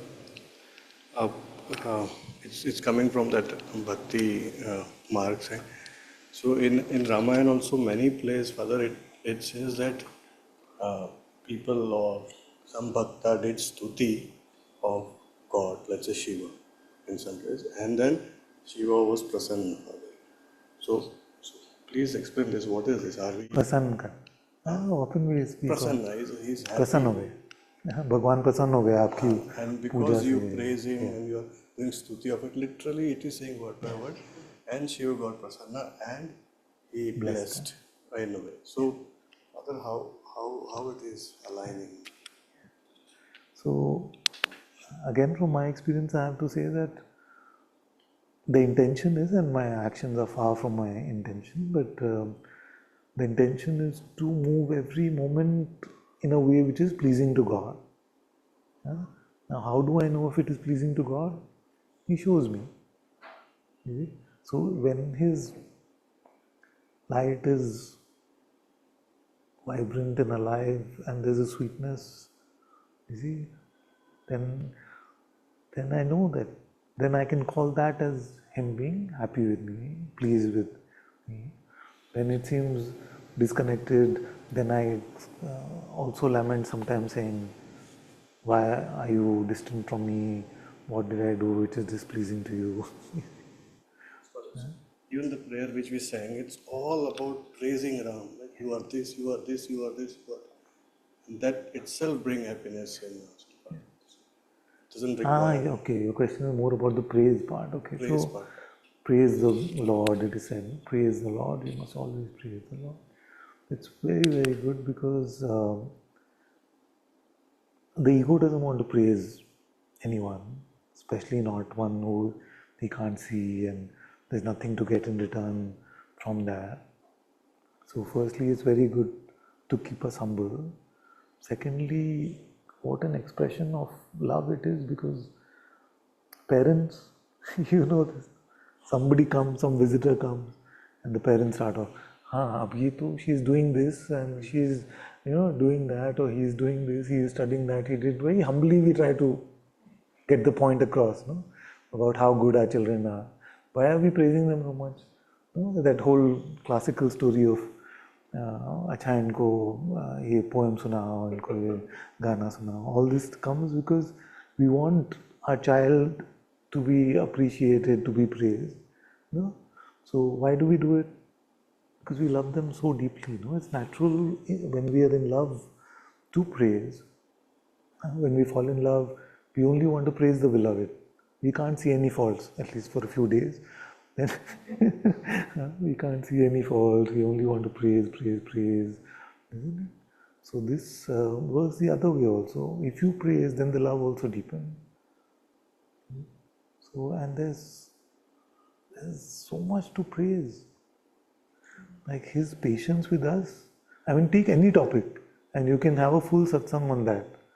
You see? His patience with us. He is always waiting. Are we turning to Him? The question always in satsang is, are we turning to Him? Are we turning to Him? Are we turning to Him? You see, it is less like He's been taken for granted, but are we turning? You see, so His faithfulness is never in question. He'll never say, I'm a bit busy today, I can't come to satsang. His presence is always felt in the satsang hall. You walk in, I walk in sometimes on the weekend with some visitors there, I show them, and I walk into the hall and I experience it. I mean, He's made His presence available in this room, and yet I am not always sitting here. You see? So take it like physically as well as heartfelt. No? He is waiting in the room of your heart, but we don't turn. We want guarantees first. If I turn, will He come? Will He not come? Will He be there? You see, so that's why this process of deepening our faith, we find in everything humility, so much love, so much humility. His dealing with us has been always full of humility. The mind doesn't agree with that, but if you look at it, He has not forced anyone to do anything. So the extent of the love that He gives us, the extent of the peace that He gives us, the restfulness, allowing sleep to come every night He gives us. Try one day fully being occupied with things of the world.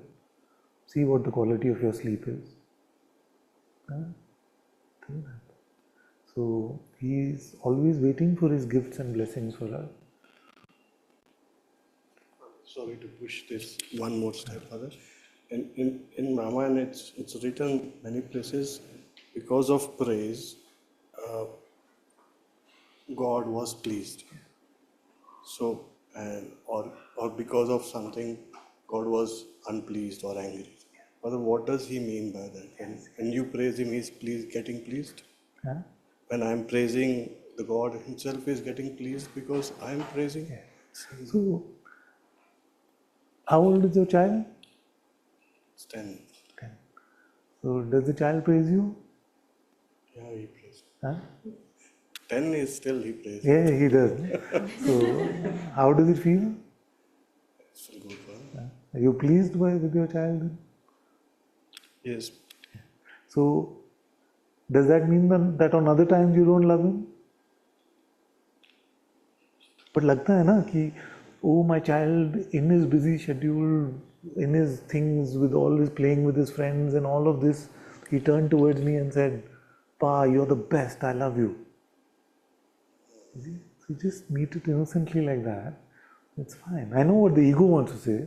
It wants to say, oh, is he so egoistic that he needs our praise and then gets pleased? No, it's just an expression of love that we've noticed him, that we decided to spend this moment with him in talking about him instead of me all the time.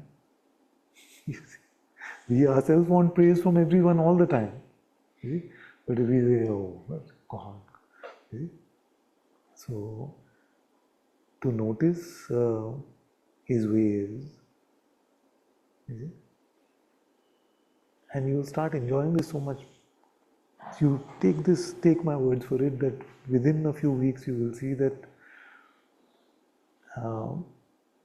उनका गुणगान करने में जो मज़ा है, that maza is not there in anything in the world. I'll translate that into English also, that the joy we can get out of praising Gungan is just talk about his attributes. We are just talking about his essential attributes, and that the word for that praise may have a different connotation in the world, but just what is Gungan? Talking about his beauty, his attributes that he has, and in that there is so much joy. You see? So it's very beautiful to say, okay, let's talk about his love, let's talk about his peace, let's talk about his knowledge, let's talk about his blessings, let's talk about his ways in which he moves our lives, let's talk about his intelligence with which he runs this universe and so many universes like this. You see what? Let's talk about how he has made himself available to us. There's so much that we can speak of when it comes to God. So don't let this mind create this sort of barrier. Look at any aspect of God and you will see that there's so much to just enjoy in talking about that. And you know that where I'm leading to, that he doesn't need any of this. He doesn't need any of this. But even if initially begrudgingly, it's a great gift that we can give to ourselves, that rather than obsessing about what we have and what we don't have, we can make our focus to talk about the attributes of God and His love.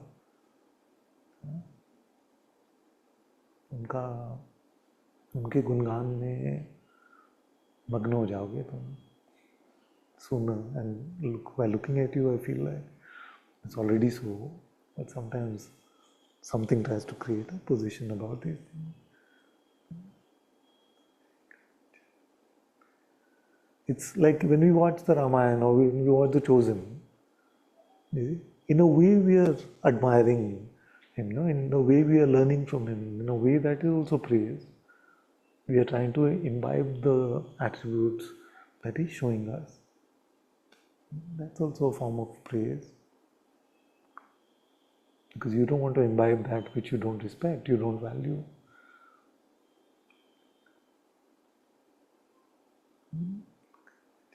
Good question.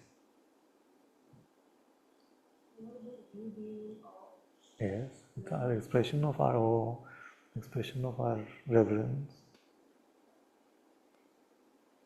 Is it? Yeah. And actually we have no, I have no place to say he should be pleased or displeased by it. In my limited intellect, what do I even know? I'm just like in front of him, I'm like a grain of sand. For me to say, that doesn't sound right. Anandamayi Ma says, no? Yeah? Unki maya, unki mauj. You see, it's all his world, so he can do what he wants with it. Whether he wants to be pleased or displeased with it, it's his business. You see, what are we to actually tell him? True pleasure. Yeah. Yes, but I'm saying that suppose none of this was true. It's all true. That is a gift to ourselves, it's all of that. But suppose that our praising him was something that pleased him. Okay, then that's his prerogative, no? You see, I make a Lego world, and in the Lego world, I want all the Lego characters to look up to me. It's my business. I made the world. No, it's mine. So that's what Anandamayi Ma is trying to tell us. That it's up to him. It's his business. So in all this, I'm trying to judge God himself. exactly, we are like the grain of sand, one part of that Lego universe, who's now saying. That's why that book of Job is very, very good. Especially that one part where God talks to Job, where he just blows every concept that we can have about God. It's very, very beautiful.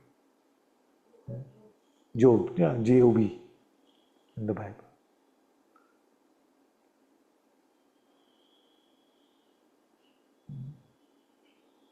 It's really very good. Like, we don't know how to move a hand from here to here, how it happened. You see? We don't know any of anything, and we are in no place to judge that Supreme One. So it is not possible to praise him. Yeah, we can turn this off for a minute. What should the life be? Yeah, Just exactly. consider the alternative. Exactly. I mean, our own life. Yes. It's the unsatisfaction. Yes. Unsatisfaction which Exactly. brings us to Satsang. Exactly. That will continue forever. Exactly. So who wants that? Yeah. But one thing I'll tell you that we must never do. What you said is absolutely right. It reminded me of this thing, that we must never become a naysayer or a scoffer, which is the opposite of praising. And then, okay, don't praise if you don't want. Don't praise God. Gungaan mat karo Bhagwan. You see? But don't say anything negative. Because that turns ourselves more strongly away from him in our heart, and also has the potential to seed that negativity in the minds of others, and spread that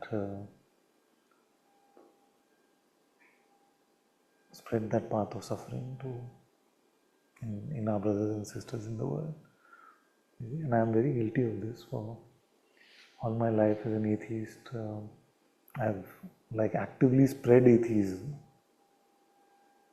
I actually spread things which I was so full of pride to say, that God is for losers, it's all nonsense. So, the most foolish things I've ever done. Being caught up in stupid pride and thinking I know something. And in spite of that, just look at his graciousness, just look at his love. In spite of a life like this, he blessed this stupid boy to spend so much of his life then sharing satsang, trying in stupid, silly ways to bring everyone to God. Is this not love? Is this not forgiveness? Is this not kindness? If it was me and somebody had resented me for so long and said, that I don't even exist, I would not have turned toward that one. Everything is praiseworthy when it comes to God.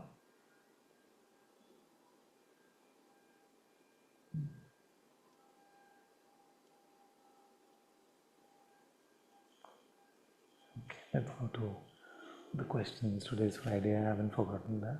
We'll see, because I don't want to not hear the question. Okay, let's go to Atma Jyoti.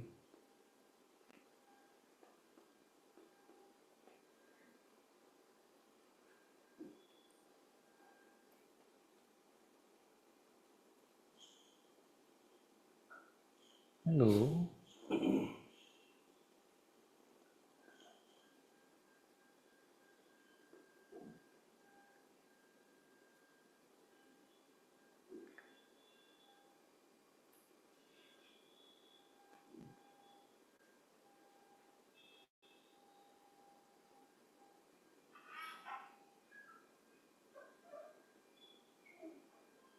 I don't hear you still. I'm supposed to do something? What am I supposed to? Who is it? Can I hear? Can I not hear anyone? Let's try Devi for a minute. Oh, is it like that? Is that what you're saying? Hello, can you hear me? Yes, I can hear you. Okay, so it's not on this end, maybe. Okay, let's go back to Atma Jyoti for a minute and see if we can try again.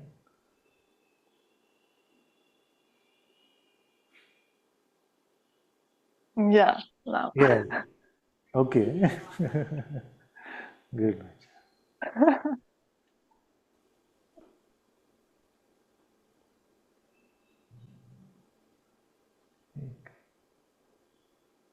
I guess it's just some days are easier than others. That's about it.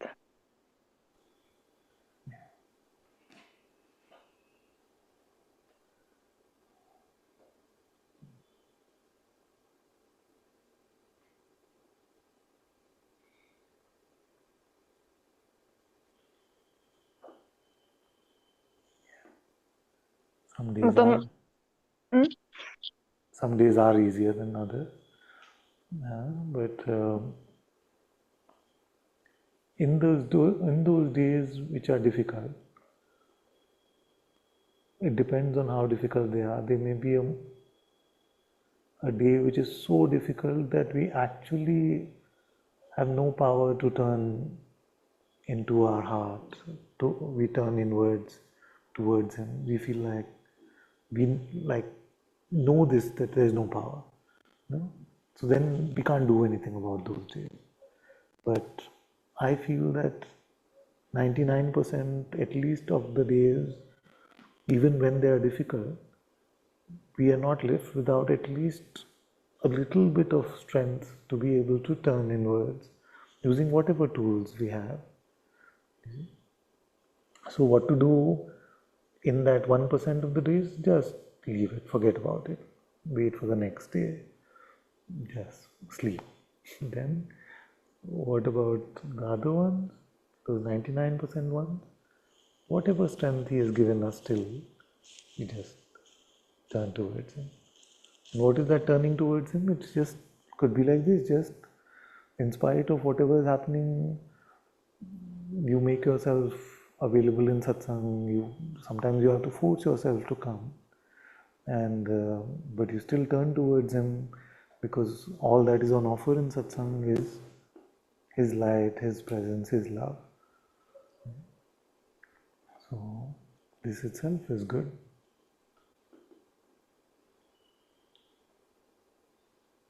But Father, I don't know. Oh, sorry. I have sometimes I don't see God as, I don't know, maybe because I grew up in a Christian country or something, so there is like a, let's say, image of God or something. I don't know what word is God. Depends on the day. Sometimes it goes very smoothly. Sometimes it goes like almost like it's some evil creature, that makes everyone suffer on this earth, and then it starts thinking of like how many like atrocities happen in this world, and why then we get to enjoy this love, and what is God's love then, because it can be so cruel. I'm talking about like animals being tortured and like man, like, let's not even mention, you can imagine. And then it's like, what love we talking about? How even Jesus, even he lost some, like, and let's not exclude Jesus, like, as well, like, there were so many who died with him in that horrible way, you know what I mean? Yeah. And that's why we, like, I know this is like, I'm talking from here, not from here, but it's still, this is quite potent. Yeah. And sometimes my heart bleeds for the world.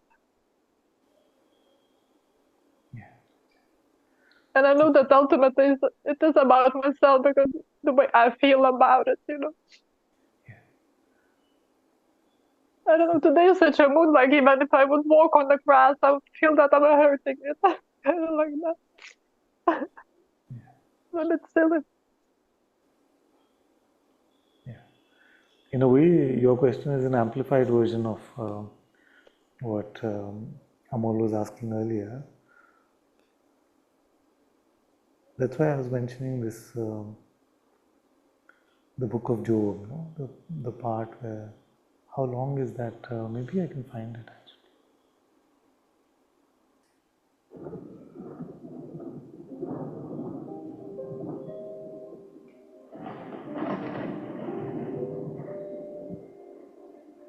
Job chapter 38. Then the Lord spoke to Job out of the storm.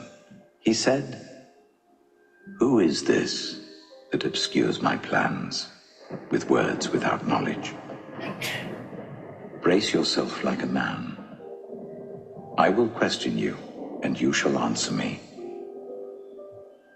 Where were you when I laid the earth's foundation? Tell me if you understand. Who marked off its dimensions? Surely you know. Who stretched a measuring line across it?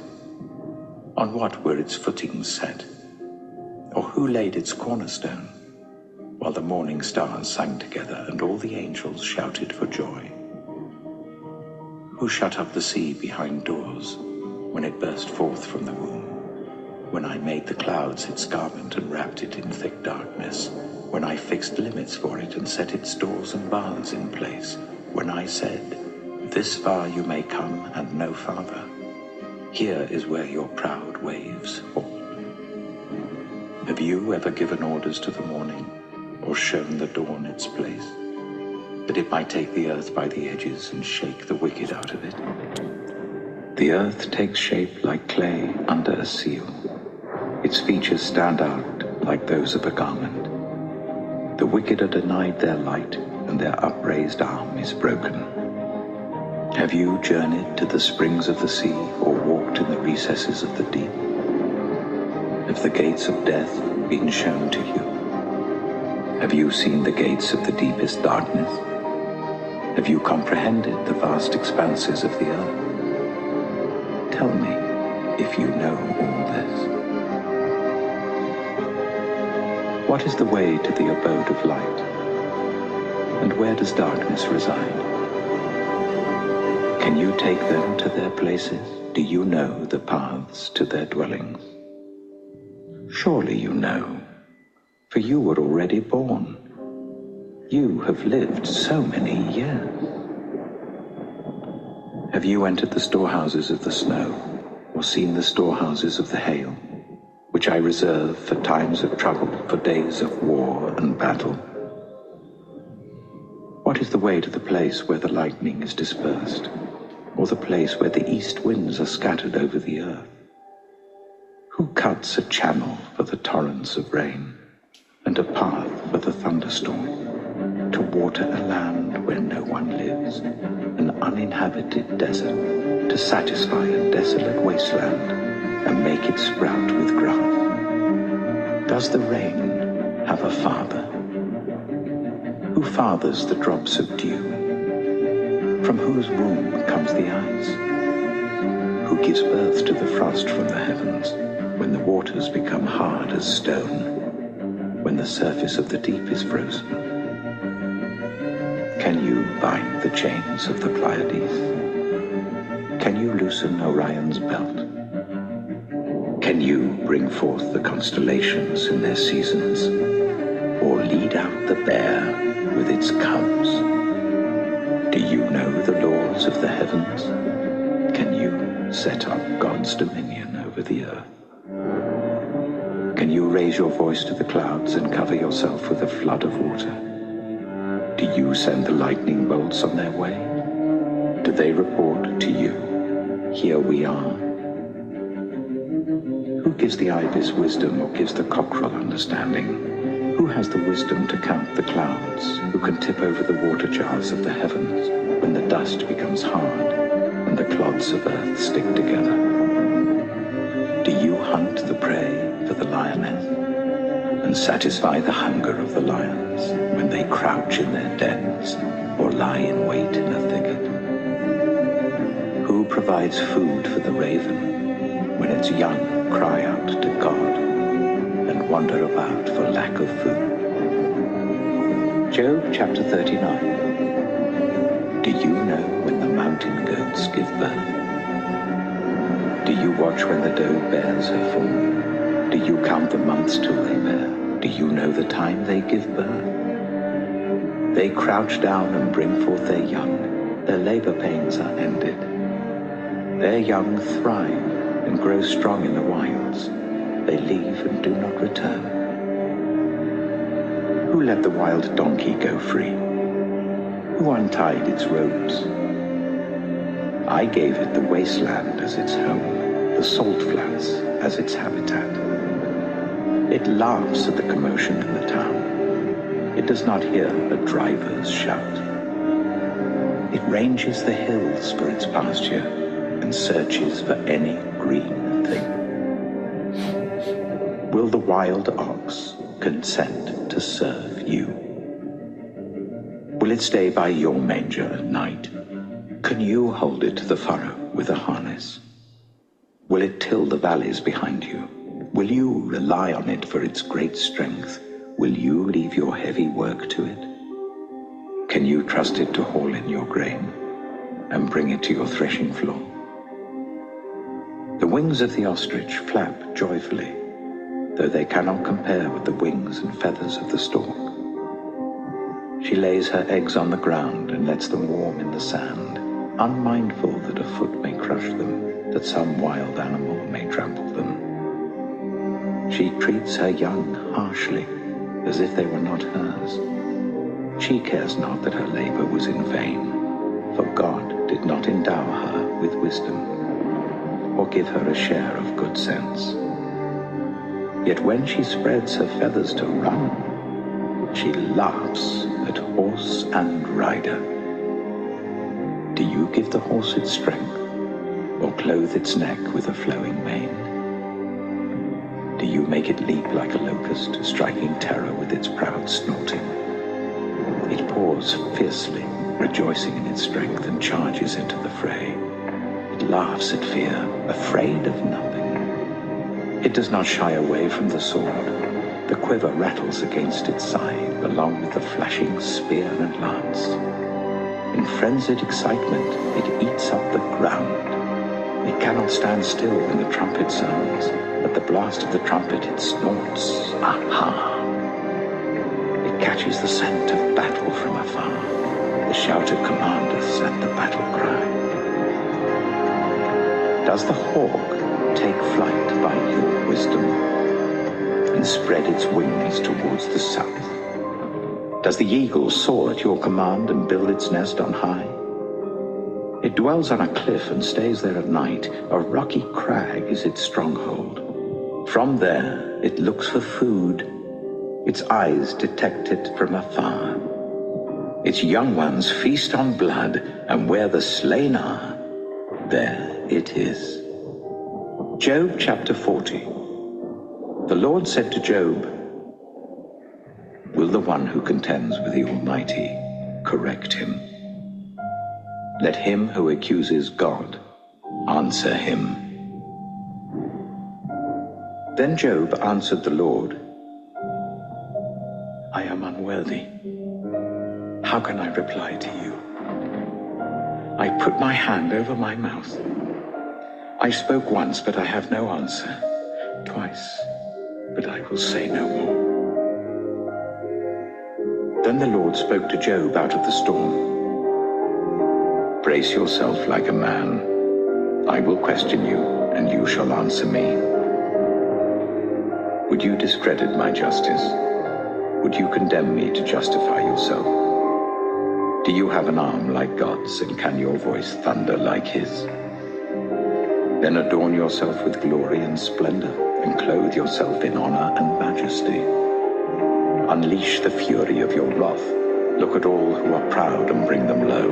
Look at all who are proud and humble them. Crush the wicked where they stand. Bury them all in the dust together. Shroud their faces in the grave. Then I myself will admit to you that your own right hand can save you. Look at me, a moth, which I made along with you, and which feeds on grass like an ox. What strength it has in its loins, what power in the muscles of its belly. Its tail sways like a cedar, the sinews of its thighs are close knit. Its bones are tubes of bronze, its limbs like rods of iron. It ranks first among the works of God, yet its maker can approach it with his sword. The hills bring it their produce, and all the wild animals play nearby. Under the lotus plant it lies, hidden among the reeds in the marsh. The lotuses conceal it in their shadow, the poplars by the streams surround it. A raging river does not alarm it. It is secure, though the Jordan should surge against its mouth. Can anyone capture it by the eyes, or trap it and pierce its nose? Job chapter 41. Can you pull in Leviathan with a fish hook, or tie down?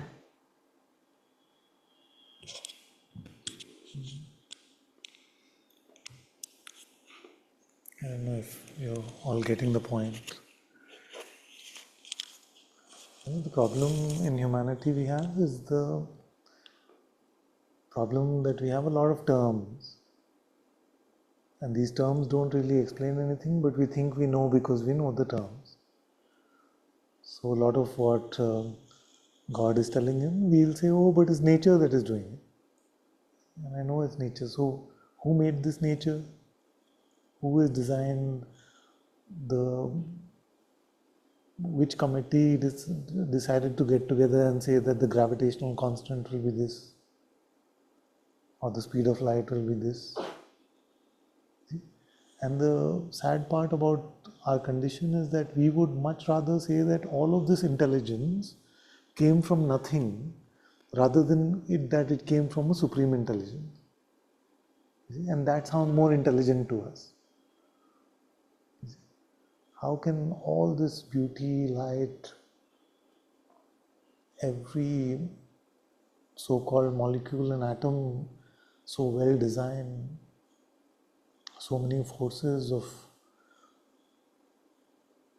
gravitation, magnetism, electricity, light, sound, elements, fire, earth, air, ether, all of this.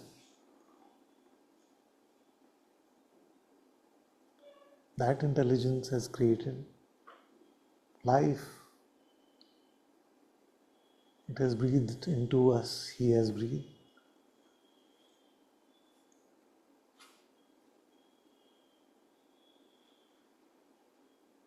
And we think that we understand His ways or we can judge His ways.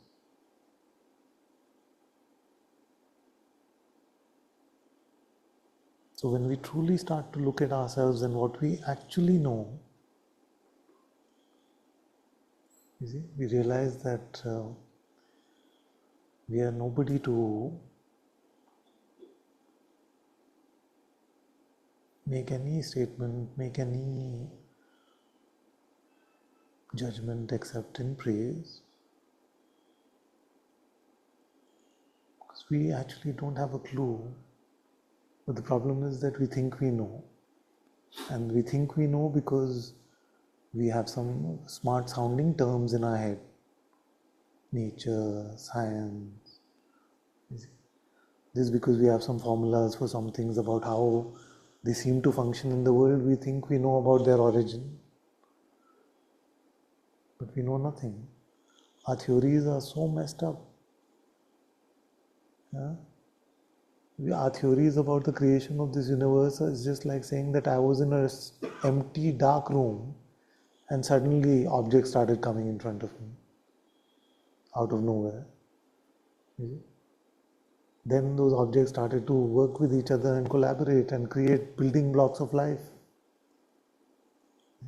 So we would much rather credit the emptiness of a dark room with the creation of everything rather than give credit where it's due, that it has to have come from a greater intelligence. Even our rationality tells us that the smaller is born from the greater. How can something this great be born from nothing?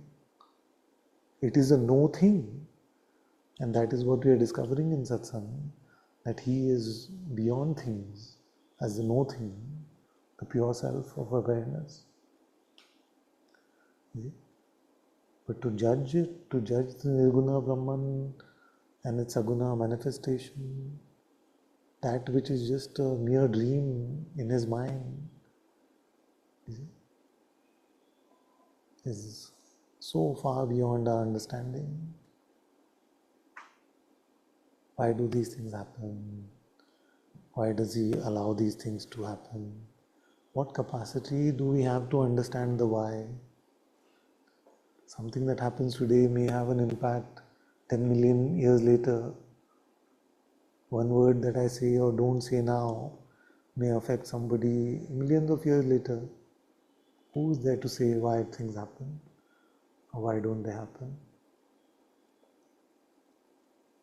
So let's not confuse ourselves in small things, especially when it leads to a sort of anger against God or a sort of judgment against Him. I've done this, my child and my children, for many years, and I was just talking about this. I thought I knew so much. But when we start really meeting even perceptual life, this manifest life in front of us, we realize that we know nothing about it. We don't know how to take one breath, how to make one heartbeat, we don't know. How is this blood created? How is this flesh created? We don't know.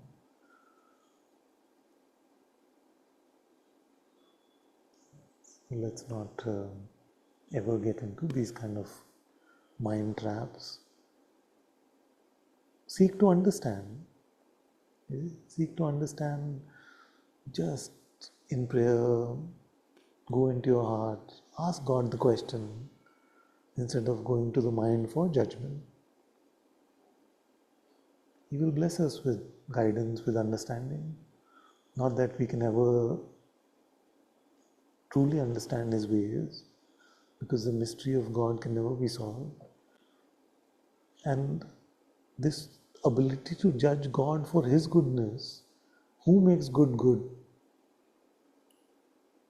Who has fed into humanity this notion of justice and goodness and right and wrong? Where does it come from? Does it come from the food that we eat? Something our mothers ate when they were pregnant with us? It doesn't come. It's not. What is that universal morality that now we are using to judge God Himself? Who has provided that to us? See? Why should not all of us be liars and cheaters? Who has given us this in our heart, embedded this, etched it in our heart, these rules as to how to live? Who has done all of this?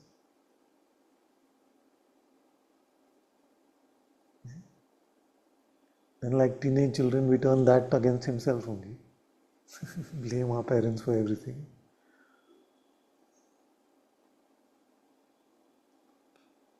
We must see where our mind is tricking us into all of this.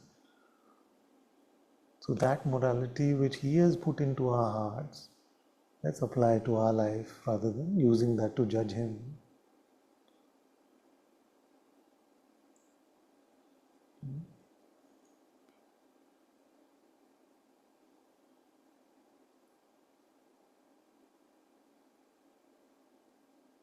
Let him ask us, why is your life like this? Why don't you turn towards me when I'm always with you? Let him ask the difficult question.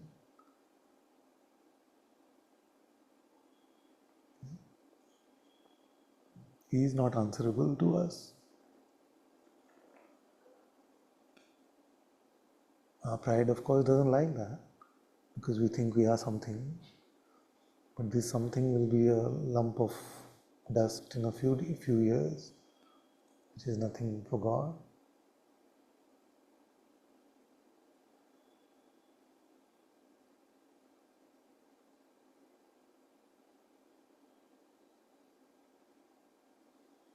Let's thank Him for every breath that we have, for every opportunity to love and to spread love that we have.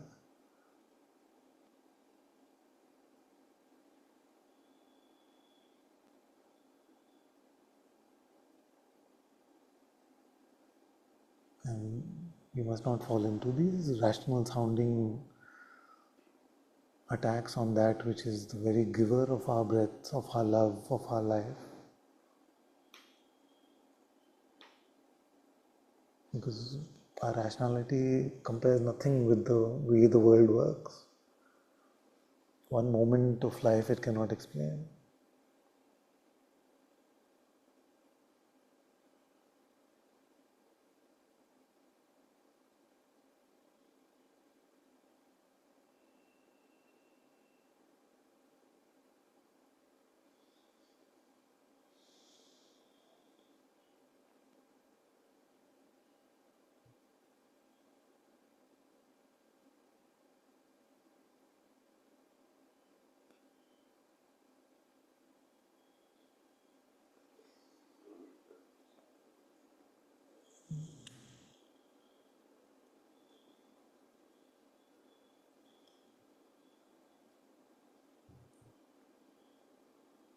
I'm not able to convey.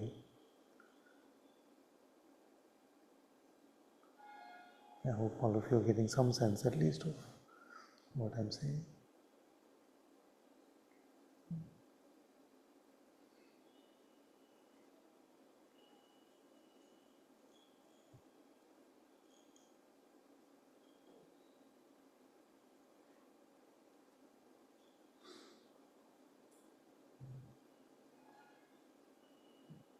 And finally, if we still feel, then let us set a good example for him to follow.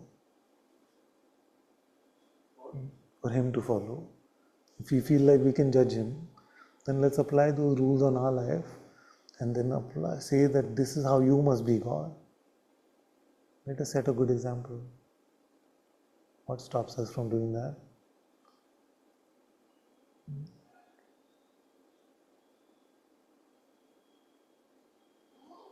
Let's become the embodiment of the compassion, the kindness, the absence of creating suffering for others. Let's embody that in our life. Let's not be hurtful, unkind ever.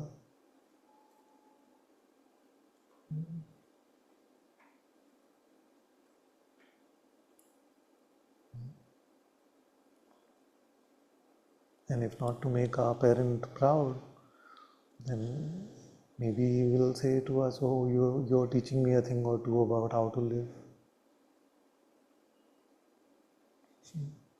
As silly and absurd as that idea is.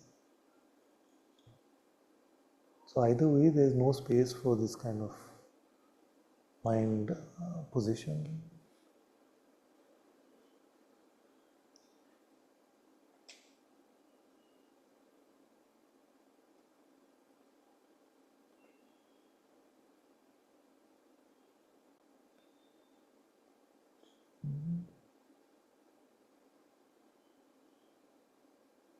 So rely on your prayers, rely on your inquiry. This is what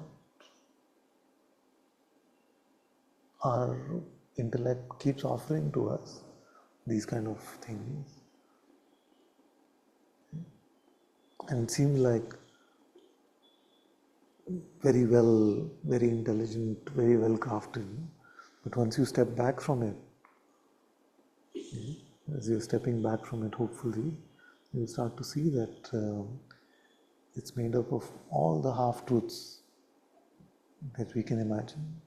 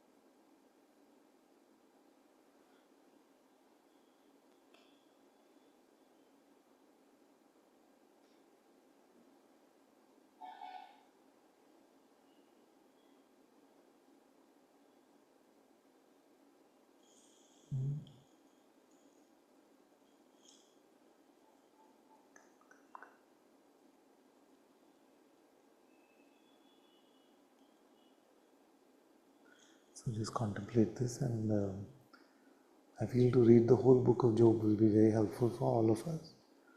It's really good. It's really good. This part is just the end, so I'm sorry if I spoiled it for many of you, but still worth reading. It's exactly about this.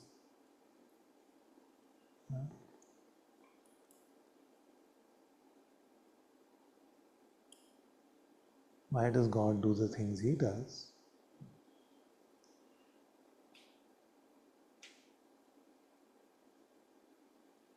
That is the question which our intellect throws us.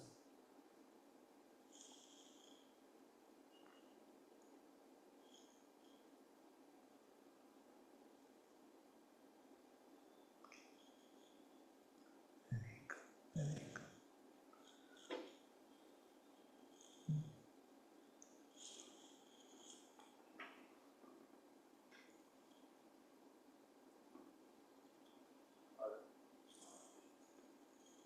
Yeah.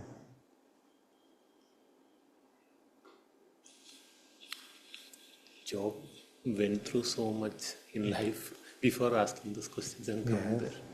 We just slip off in bathroom and we start. Yeah, exactly. It's not complex.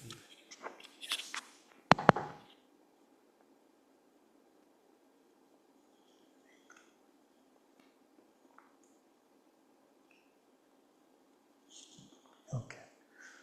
I'm going to go soon, but let's quickly see what the rest are saying. Let's go to Devi. Thank you, Father. Can you hear me? Yes, my dear, yes. But you can hear that vocal cords are getting a bit... Yes, yes. I don't take too long. Just wanted to come up and just say, like, I don't know, I feel like I need to keep asking for help when it feels appropriate, like, because I feel like there are some really strong things I need to overcome. I know there is also this tendency to feel special, like you said, in a bad way, like I have the worst problem, but it does feel truly like there is some really difficult things.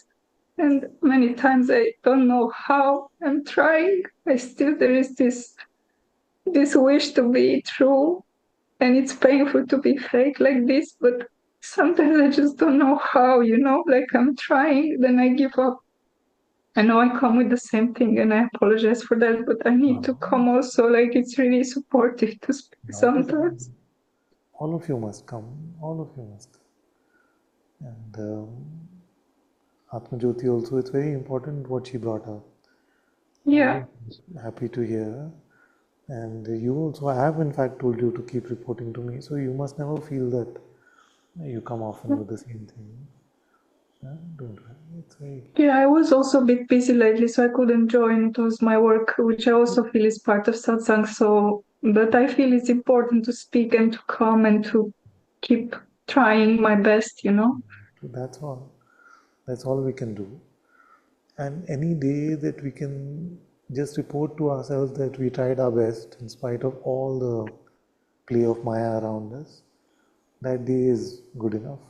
And even if the report is that I didn't actually try my best, I forgot quite often, and yet there were few moments where I really gave it my all, that's also a good day. It's not bad. Yeah, maybe I'm not trying my best. I don't know really. Sometimes I feel I do, but then it feels sometimes difficult and I give up because it feels I'm not feeling any.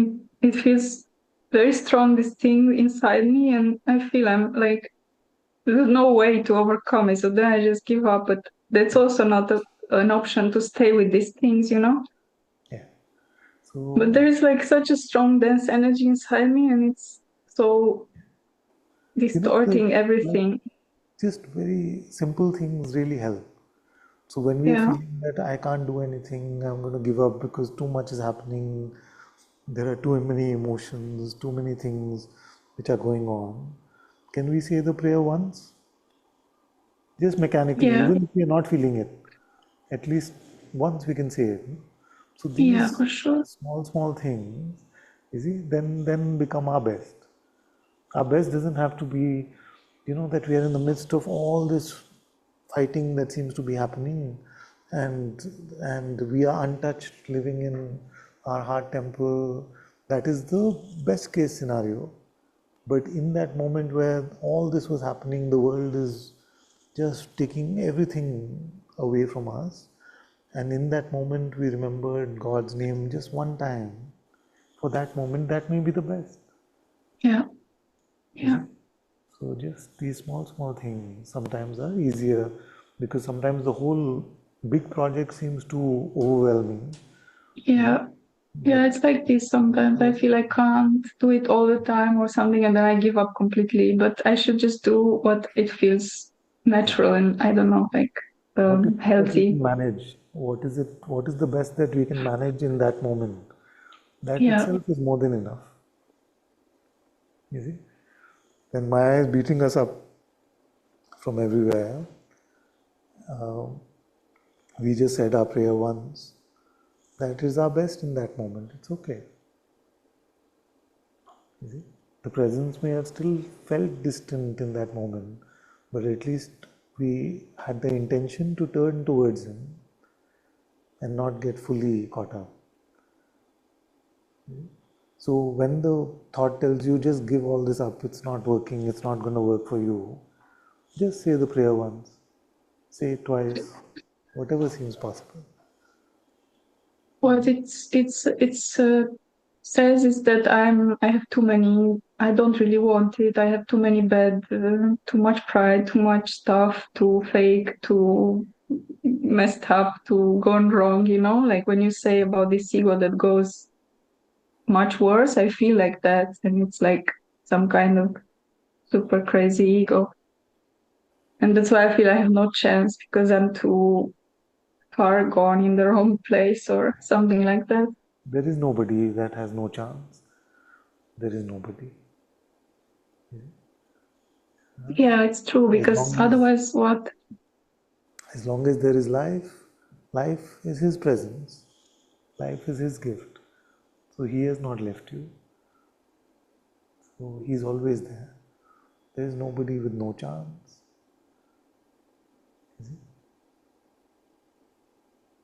So never let your mind trick you into this, that I'm not cut out for this, I have no chance, I'm not worthy enough. You feel like God has put you to satsang for so many years and so many satsang, and because you have no chance, you would have done that. There's no chance that that could have happened. Yeah, but maybe there is something that I'm holding on, or some pride, like something in there, you know, because there's so much suffering and I don't know how to overcome that. It's just, All of us have. All of I us have. know. That I know that one time recently, it seems recently to me, but we went to Tiruvannamalai and some of the Sangha kids asked Mahadevki that we have a lot of pride, what should we do? So she said, I also have. I also have. So all of us have that. You see? Of course, the criteria with which he must be judging herself is very different from ours, but there's nobody, as long as that remnant of the me remains, there's bound to be pride, there's bound to be specialness, even in our misery. You see, we become special in our misery, we become special in our the negativity. So Yeah. either way, we just have to turn towards him more and more, and he will take out that specialness and bless us with humility. And it's a lifelong project. So every moment when it seems so difficult, you just said his name once. That itself is a gift. That itself is worthy.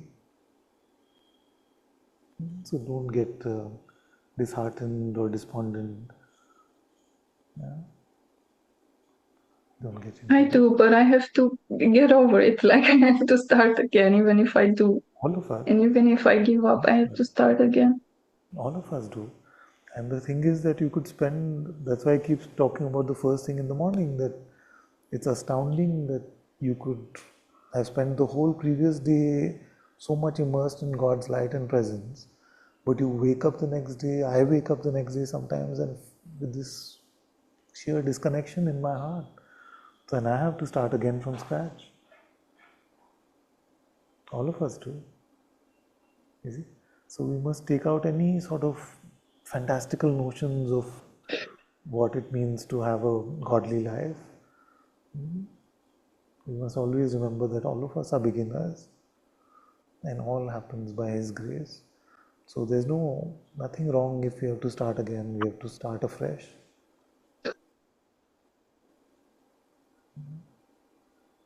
Just create, one tip I have for everyone is that create a set of tools that become like lifelines for you.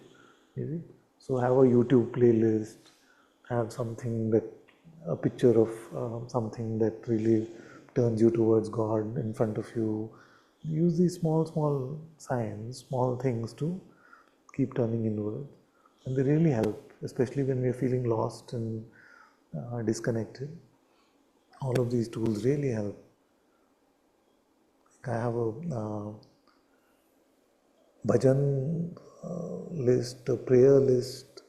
I'm making now a Sufi list. All of these. Why? Not because just for fun. No? They are also my lifeline. Because I may forget about God sometimes. So if I just feel that disconnection, just click on a button and it starts to play. Can I say something? Because like many times I feel I'm doing many things and I don't feel God's presence, and even my own heart. I feel so weird and strange inside, and that's painful. And it's hard to keep going with something when you don't feel any goodness, you know? And yeah, that's one of the things. Yes. And that's so important you said that, but you know, the greatest sages have said that. Like, I know that the Ramcharitmanas, the Ramayana that we are reading, may not be that natural for all of you to understand yet, but the great sage Tulsidas has also said so often that he feels like this. He feels like he's completely worthless and foolish. Then the Psalms that we want to read also, all the writers of the Psalms, especially King David, he's a prophet himself, has said so many times that he feels so distant from God. So all these sages are basically talking to us about our problems. They're talking to us about our problems and how they encountered the same problems. So that's very reassuring for us. We need more of that in our life, to hear from each other, where we can understand how these things can happen for all of us. So don't worry, it happens for me also, that I can feel like it is just empty in my heart. Yeah, it happens.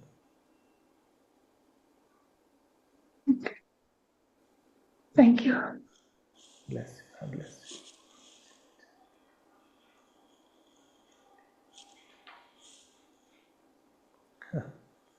The way I said me also, as if it's some big deal that it happens to me.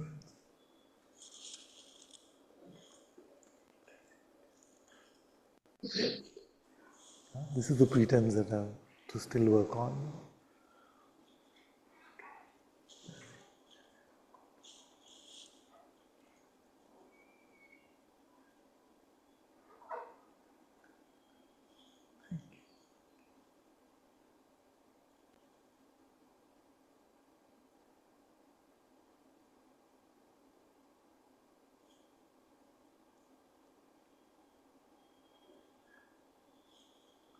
Let's go to Sharat.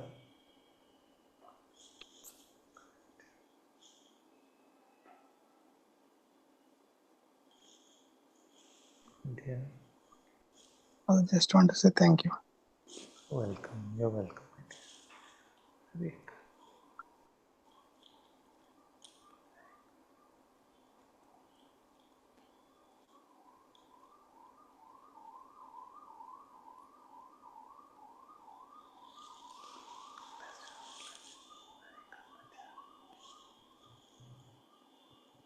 Okay, let's go to Samya. Hello, Father. Hello, my dear.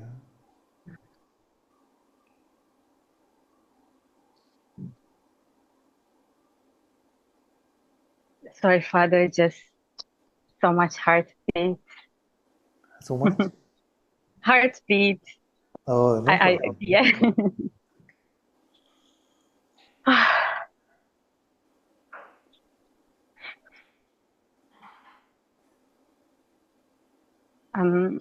I just want to thank you also, and thank you for bringing Job in today's satsang. Just too much love for him, and yeah, I just wanted to say that I visited his tomb. Actually, it was in Turkey too. Oh, Yeah, yes, and I don't know. I just wanted to share something like before going to his tomb, because it is quite where I live. And before I went there, I heard about his story. Like he went through so much, and especially so much sickness. Yes.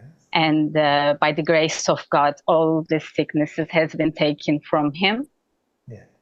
So actually, those times, it's a bit private, but I felt to share this. Yeah. Those times, Gopala in the Sangha was in intensive unit care, Father, Oh, in I see. COVID time. Yes, Yeah. I remember. And somehow, like as a prayer, as an intention, it was arisen in my heart that I was praying to Job for his healing. And I was willing to take some water from his tomb and send to Gopala. This kind of thing was just naturally arising in my heart. And when I arrived his tomb, yes, actually we had never spoken with Gopala before, never had a call or something, but was so magically when I arrived there, he just called me. And yeah, it just wanted to share this because it just shows like how alive they are and how really like they hear all our intention and our prayers and very magically just reveal them. And yeah, I don't know, I actually don't remember that I shared it with Gopala, so I just wanted to share how alive they are. I hope he's listening now, but we'll tell him about the recording if he's not. But thank you, so sweet. It's a beautiful story, and I'm with you in this. I feel that all the Cannot hear you, Father. Now he can. Not now. It's okay now? Check. Yes. So I was saying that all these sages, the beauty about them is that they found eternal life through God's presence. You see?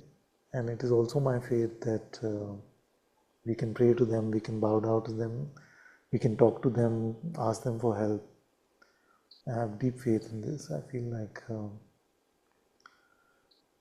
it's completely true that they are aware of when we pray to them and when we talk to them, because they are blessed by God. And so merciful to us. Yes, yes. Like I love you. this. I love this. This idea of being able to pray to sages who it seems like are no longer with us, but I feel they are. And we've experienced this, that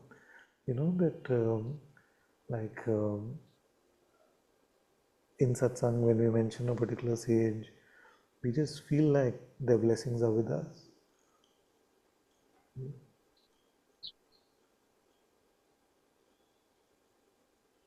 So much beauty, so much love, so much blessing is available to us in the human condition. We are so blessed. Thank you for making that point. Thank you. And praises to him. Beautiful. And now you mentioned it, I remembered that Job was in that part of the world, yes, Turkey. Yeah. It's a beautiful book, beautiful. Yes, so blessed to visit there. And carrier of the tomb actually opened a private place for me by saying that just smell your prophet smell. And yeah. Beautiful, beautiful. Bless you. Father, I would love to have your blessings because for a week I found a job.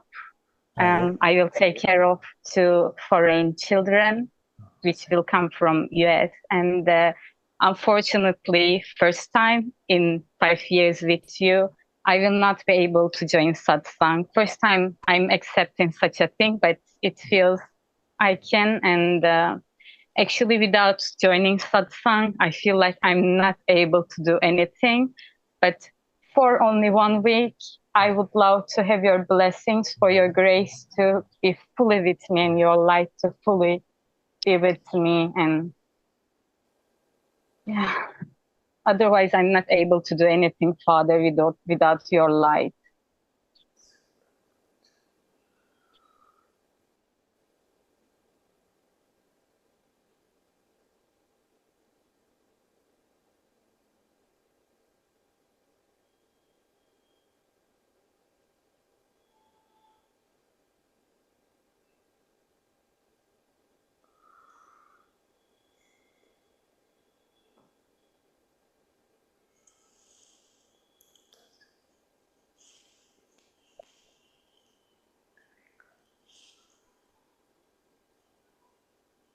Thank you, Father. Love you. Thank you. Love you, my child. Thank you. Okay, let's go to Pablo.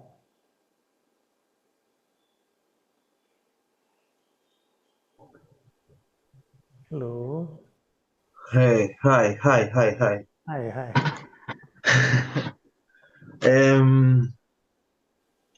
I want to say it's a practical question. Yeah. It's about life, daily life.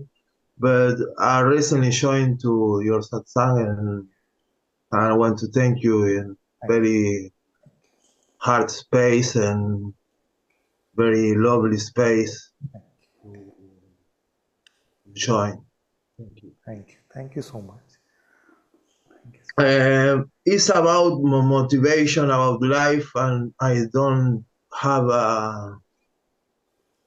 the willingness to go to job and do things, and some little things that motivates little things, but in general I don't have the willingness to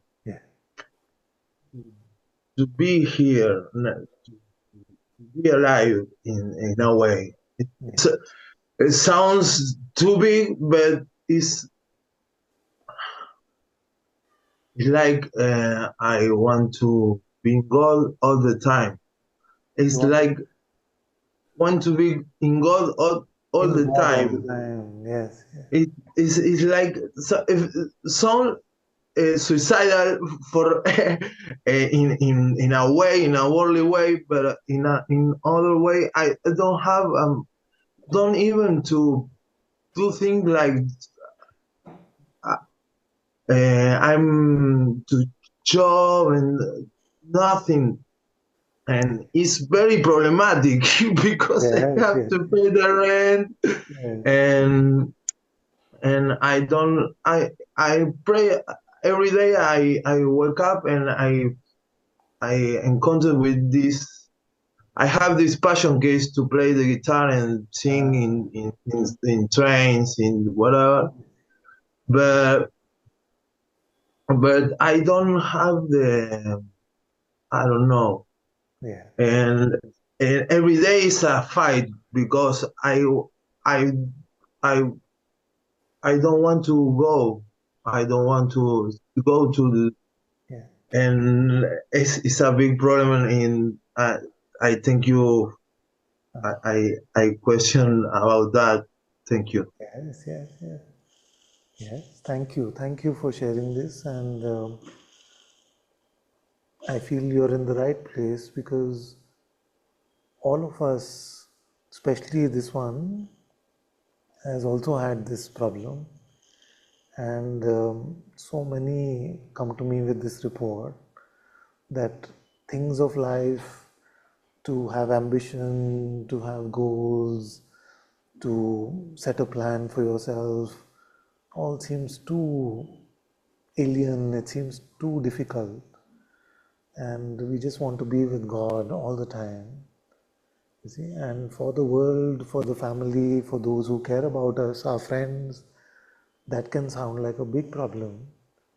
You see, it can sound like a big problem, but actually, in this life, what I found is that I just wanted to be with God for so long, and whenever something was needed, He would give me also the life energy to do it, the life force to do it.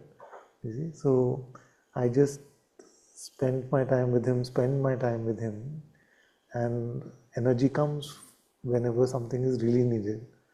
There have been times like after I first met my master, for many months I didn't want to move. I just wanted to sit on my bed and stay with God.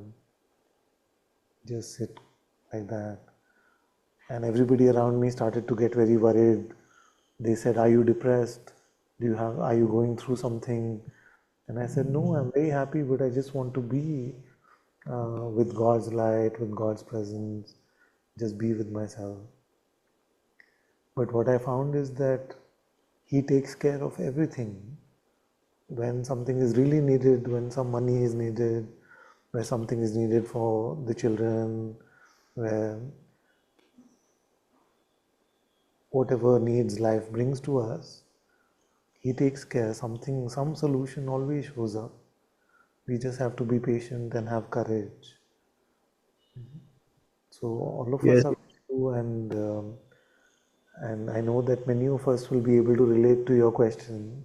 All of us have gone through this from time to time, or no? Hands here, isn't it? So we all go through this phase. When we turn towards God's light in our heart, then actually we are coming to a true life. But our mind and the people around us, they tell us that we are living life and we are becoming like dead. But actually, we are coming to true life by being with God in our heart. So don't worry, His grace, His love will take care. He'll take care of you. Yes, yes. It's like that. I want to. I want. Yes, it feels like my moves should be embraced for every aspect of life, coming from, because I see the fruit of force life. I spend much of my life forcing things, like away from for things is, and I see the fruits of it, and I don't recommend. Yes. But yes, yes, and but thank you. It's very good. It's very good. And I look hearing from you more to see how, and I'm also interested in seeing how God helps you from time to time, takes care of your needs, so that you can spend as much time with God as possible in your heart. Yes, yes. So trust this longing, trust this pull to go within and to be with Him. And already you have the maturity to be able to say that I have spent time with the false and I know the byproducts of that are not good. So I don't recommend that to anyone. So this insight will help you, which will keep you in the right place. Sometimes the mind will make you scared, will make you fearful.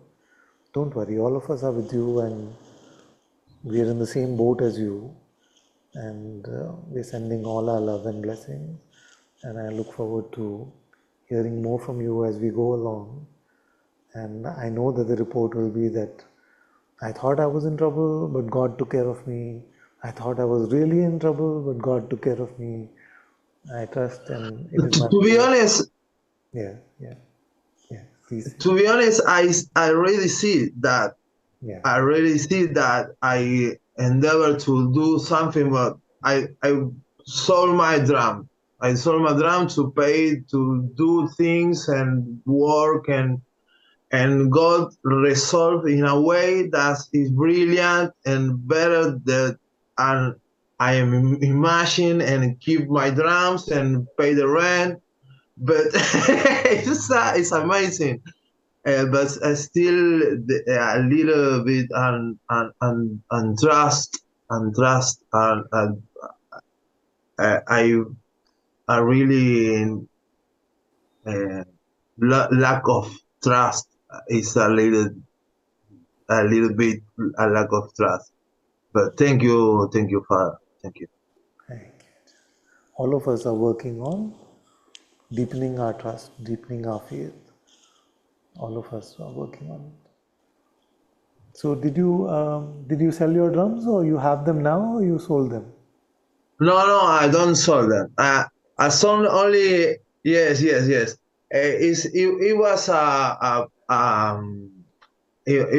it was purchase a motorcycle to do another job that I imagined to be more willing to do. Yeah.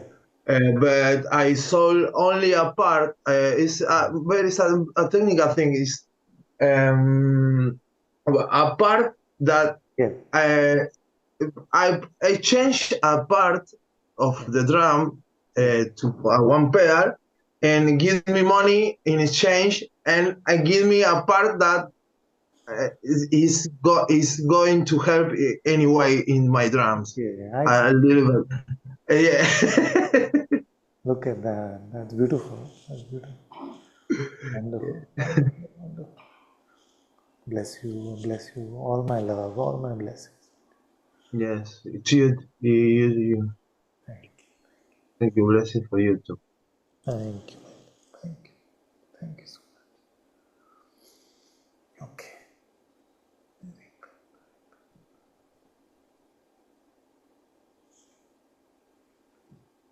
Well, it was beautiful, Satsang. I really enjoyed hearing from all of you. Yeah.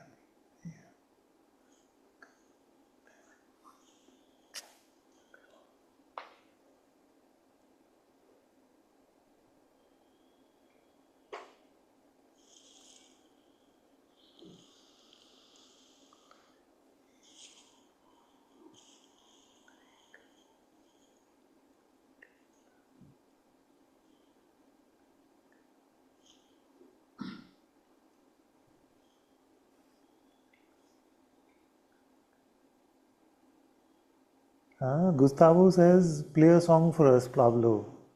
You want to play a song for us? Yes. Yes, wonderful. Great idea, Gustavo. Thank you.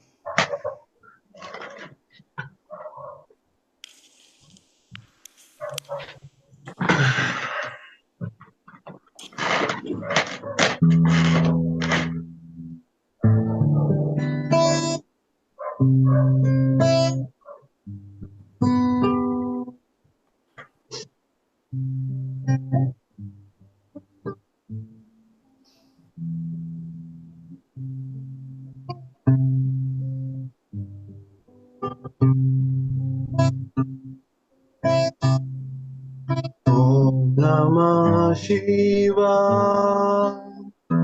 Arunachala, Arunachala. Om Namah Shivaya. Arunachala, Arunachala. Om Namah Shivaya. Arunachala, Arunachala. Om Namah Shivaya. Arunachala, Arunachala. Om Namah Shivaya. Arunachala. Om Namah Shivaya. Arunachala.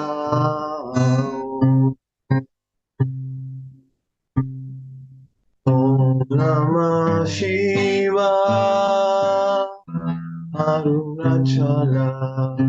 Arunachala. Om Namah Shivaya. Arunachala. Arunachala.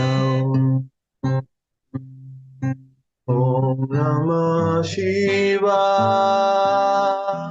Arunachala. Arunachala. Om Namah Shivaya. Arunachala. Arunachala.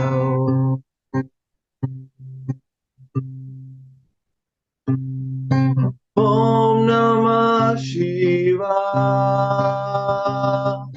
Arunachala. Om Namah Shivaya. Arunachala. Om Namah Shivaya. Arunachala. Om Namah Shivaya. Arunachala. Om Namah Shivaya. Arunachala. Arunachala. Om Namah Shivaya. Arunachala. Arunachala. Om Namah Shivaya. Arunachala. Arunachala. Om Namah Shivaya. Arunachala. Arunachala.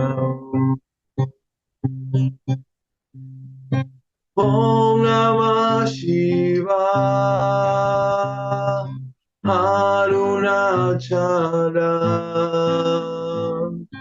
Om Namah Shivaya. Arunachala. Om Namah Shivaya. Arunachala.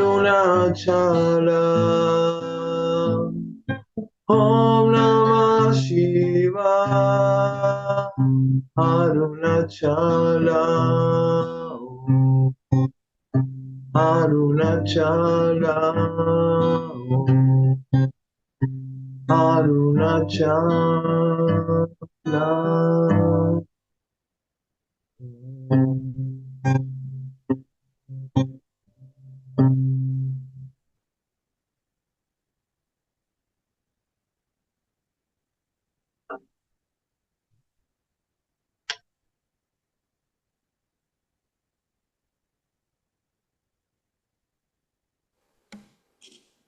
That's very nice, very, very nice. Thank you, my dear.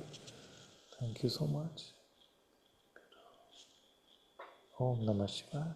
Om Namah Shivaya. Shivaya.